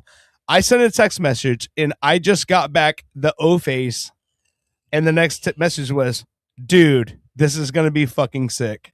And that's not a person who lives in this state. Sweet. From somebody Yeah. else? Yeah. Oh, wow. And so, he was extremely excited about the fact of what we were planning right take now. it easy, guys. Yeah. All right. You guys have a couple more months. Get a couple more songs on there. So when we get some attention, they'll see the fucking songs. They'll fucking blow up. Okay. Well, all right. That's all right. Yeah. I have fucking plans, and I'm trying to put it together. And if it doesn't work out, then at least it was fun. Hey, man, it's all you do is shoot. You either hit it or you don't. Ejaculate. That's what I meant. Yeah. All you can do is ejaculate. Make maps of Hawaii. It's always Maps of Hawaii. No, I get a it. big burst at first, and a little bit, just like Hawaii. Just look at the map. All right, let's get low, motherfuckers. Yeah. Goatsy. All right. Let's go. Goatsy is night 13. By the way, when is that song going to be on YouTube? Because It is. It's on YouTube. Yeah, it's already on there. That was literally the whole like night we did the big release and everything, and Yeah, it's available All right. everywhere. right. That was the night that you guys. Is it on our Facebook, like, or on YouTube?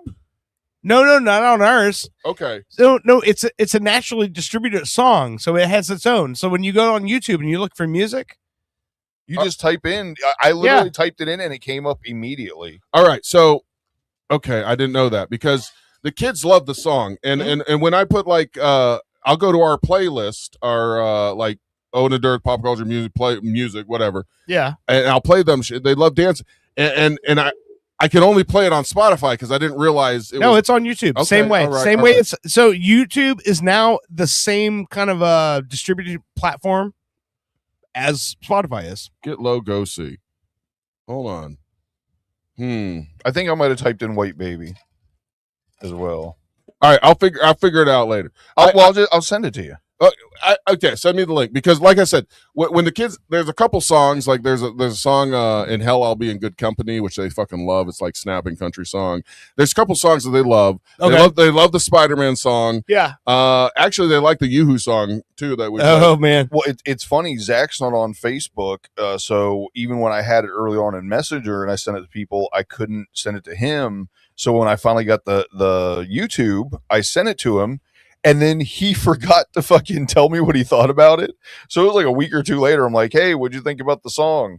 And the first thing he said was, I was about to call you out for, for saying that I didn't tell you what I thought of it. And he goes, I went back and looked, and he goes, I sure as hell didn't ever tell you. But the long story short, he said that his personal trainer is tired of hearing it because he plays it when he does his squats. I just found that made me it. laugh. Makes sense. How low can you go when you're squatting? It didn't even cross my mind like that it would be a workout song, but I could see that. I'm just telling you, I hate YouTube. I love type YouTube. Get low, go see White Baby. Right? No, it's not Get Low. It's how low how can you go? low I'm goes sorry. to. Type in- no, how type- low goes type to. I'm sorry. Type in White Baby, WYTE, baby, how low, and I Okay. guarantee it comes up. It comes up first, sure. When you put the right name in, it comes up number one.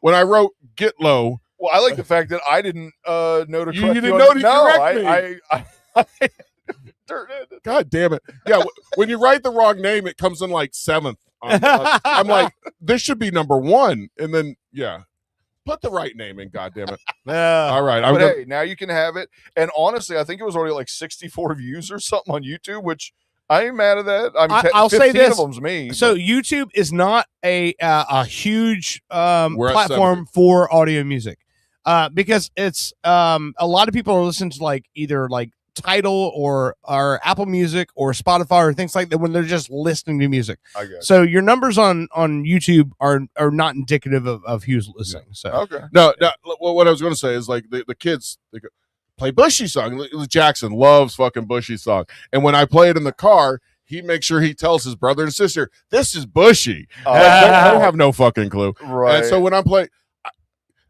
is there a way for me to put this in our playlist? Yeah, it's on everything. It's on all the. No. I like to share it that way. Yeah. I'm not sure. So when Possibly. when people click on the playlist for music, like I do for the kids, it will be in the list. Yeah. Oh, We'll you're talking figure it out. like for the show? Yeah. Just No. just make your own playlist. No. When you go to YouTube, when you go to our page, there are playlists on there. So if you're listening to us and you want to hear all the music that we made, right, you just click on the playlist and it'll play all the music. Is there a way for me to put this video into that playlist?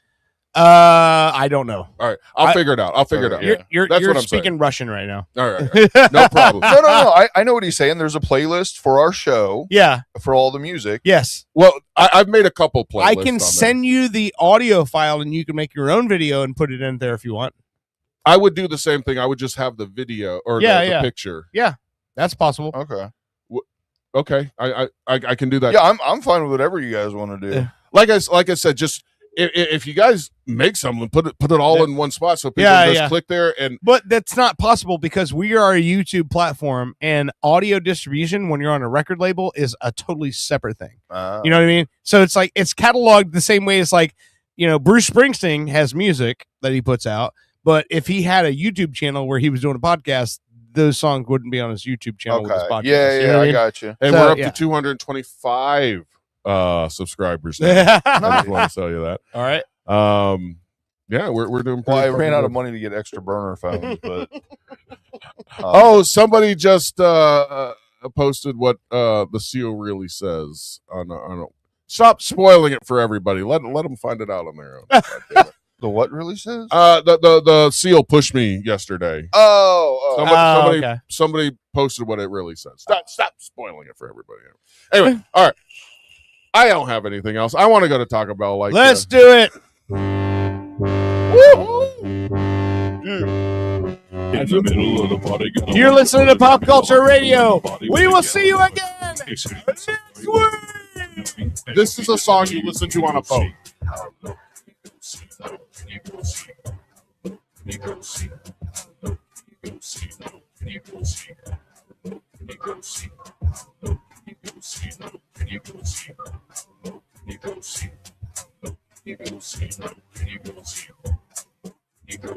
Pop Culture Radio is a weird order production. Like and subscribe on your favorite platform. But you got your gushy, shaking your shizzle, shake your butt whether you got a lot or a little. You came here to see a show, get in the middle, starting up a wave and it's more like a ripple. Throw the hands up, wanna see it all jiggle. How low can you go? See, it's my little riddle. If